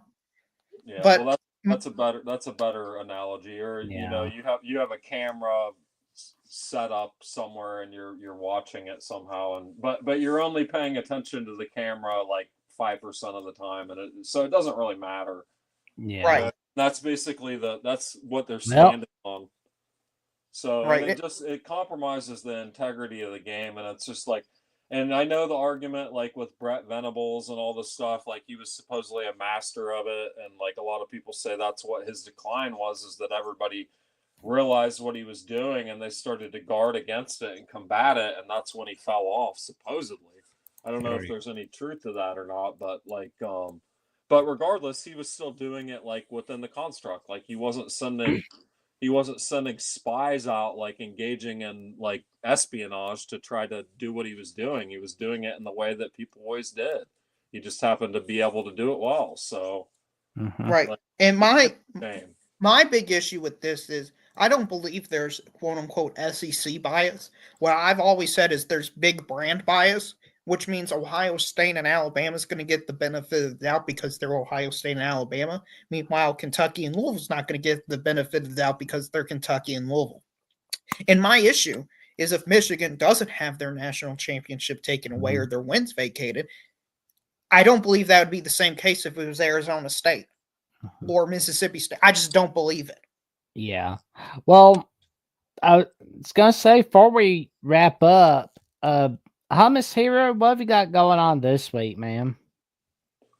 Not a lot. I'll probably just be I'll probably might see you guys on some of these other shows. You know, I don't have any shows that I'm regularly on, and I'm not on social media, but I'll just be hanging out, trying to stay warm and survive the winter here. So, but I appreciate you for having me on. Oh, thank you for coming on, man. It's an honor as always talking with you, man. And you stay safe, stay warm. It's colder where you're at, man. Make sure you got lots of long sleeves, plenty of blankets. Okay, thanks, Jackson. Thanks, Austin, and thanks, Daryl. Good seeing you, Hummus. And now we get to the real, man. What have you got going on in your world this week? Well, I'll be on X.com. I guess now I've finally decided to create an X.com account. Thank you, Jackson, for following me. Austin, are you there still, buddy? Yeah, let's see. Austin, you here? Well, I guess he's muted for the moment. But well, when he comes back, I'd like to beg him for a follow because I need followers. But because I saw Jackson, I saw you have like 1,700 followers. I'm like, how many? What? How does he have this many followers? That's very impressive, Jackson. So congratulations. Well, oh, thank you, man. I'll have to make sure I can get more. No. Yeah, I know. It's always a rush to get more. But yeah, you can find me on X.com tweeting about it. I am doing college basketball now because, you know, it's college basketball season. I'll be doing college baseball. I don't care about the MLB, but I might tweet a little bit about that. I'll be on the Thursday Alabama at the Voice of College Football show talking to Jeffrey about playoff talks, and I'm sure Jackson will be tired of hearing it for it. But I've got a new angle of attack this time, so I'm going to go a little bit deeper into the conversation because I'm trying to figure out the root of the problem. So yeah, that's all I got. Sorry, Jackson, for keeping the show drag on. It's another one of these Southern goodbyes we've been doing, but you know, yep. Just how us Southerns do it, man. Yep, that's how we do it here in South. Well, all right, man. And Darrell, you be safe, stay warm. It's cold out. And I'll be seeing you Thursday night on the can I stay on a little bit afterwards off of you? I want to ask you some Twitter questions if you don't mind. Oh, yeah, after this show or after? Yeah, either one's fine. Absolutely, man. Yeah, we'll put you out of we'll put you in the green room. I got you. And Austin and I will wrap up the show, and then we'll talk for a little bit, man. Thank you. All right, man. And of course, we are at our part of the end of the show. And Austin, what have you got going on in your world this week? Hello. Where are you, man? Well, we'll get him. We'll get him back here later on. Well, of course, you can check out the 25th edition of Crimson Tide Live on Alabama at the Voice of College Football, where there is Happy Days in Tuscaloosa, where we're going over our take on Ryan Williams celebrating his 18th birthday. We're going over a little bit about what's going on in college basketball and so much more. Well, thank you so much, man. And good morning from Poland. Great show tonight. I appreciate that. And that's my IT guy for the Jacksonian and Alabama with the Voice of College Football, making magic behind the scenes, such as, you know, this little room behind me. And of course, you can check out the 19th edition of the Alabama Call-In Show, where Jeffrey and I will be asking the age-old question, is Alabama now a basketball school? Or are we a multi-sport school? That's for everybody to find out. And you can check me out on Jackson Johnson 979, where I'm 100 subs away from that magic number 500. And I'll need all the help I can getting to 500. And for more updates on what I've got going on Alabama with the Voice of College Football, and on Jackson, and on the Buzzer Beater with Will and D, and on some of the collaborations I do with Sports Talk with Austin, check me out on Instagram and Threads, JatsJots543908, and on Jackson Johnson, Jackson VOCFB on X/Twitter. And if you don't like Instagram or Twitter/X for some reason, check me out on Jackson Johnson 97 at Blue Sky, where I make some magic on there too. I tell everybody about what's going on the Jacksonian, Alabama with Voice College Football, and on some of my adventures calling in on the Paul Feinbaum Show. Austin, where are you, man? Well, anyway, we're going to promote Austin. We're going to tell everybody about what he's got going on. You can check him out on Sports Talk with Austin 2002 on YouTube, where he's got some magic on Sports Talk with Austin. And you can check him out on Austin W 1980 2639, where he's got some magical posts where he discusses a lot about the Denver Nuggets, the Louisville Cardinals, and so much more. It's all right there. With that being said, we wish you all a good night and to sleep well. Stay safe. Stay warm. It's cold out. Like, comment, subscribe, click on the notification bell so you never miss another video whatsoever. And we'll see you soon. Good night, everybody.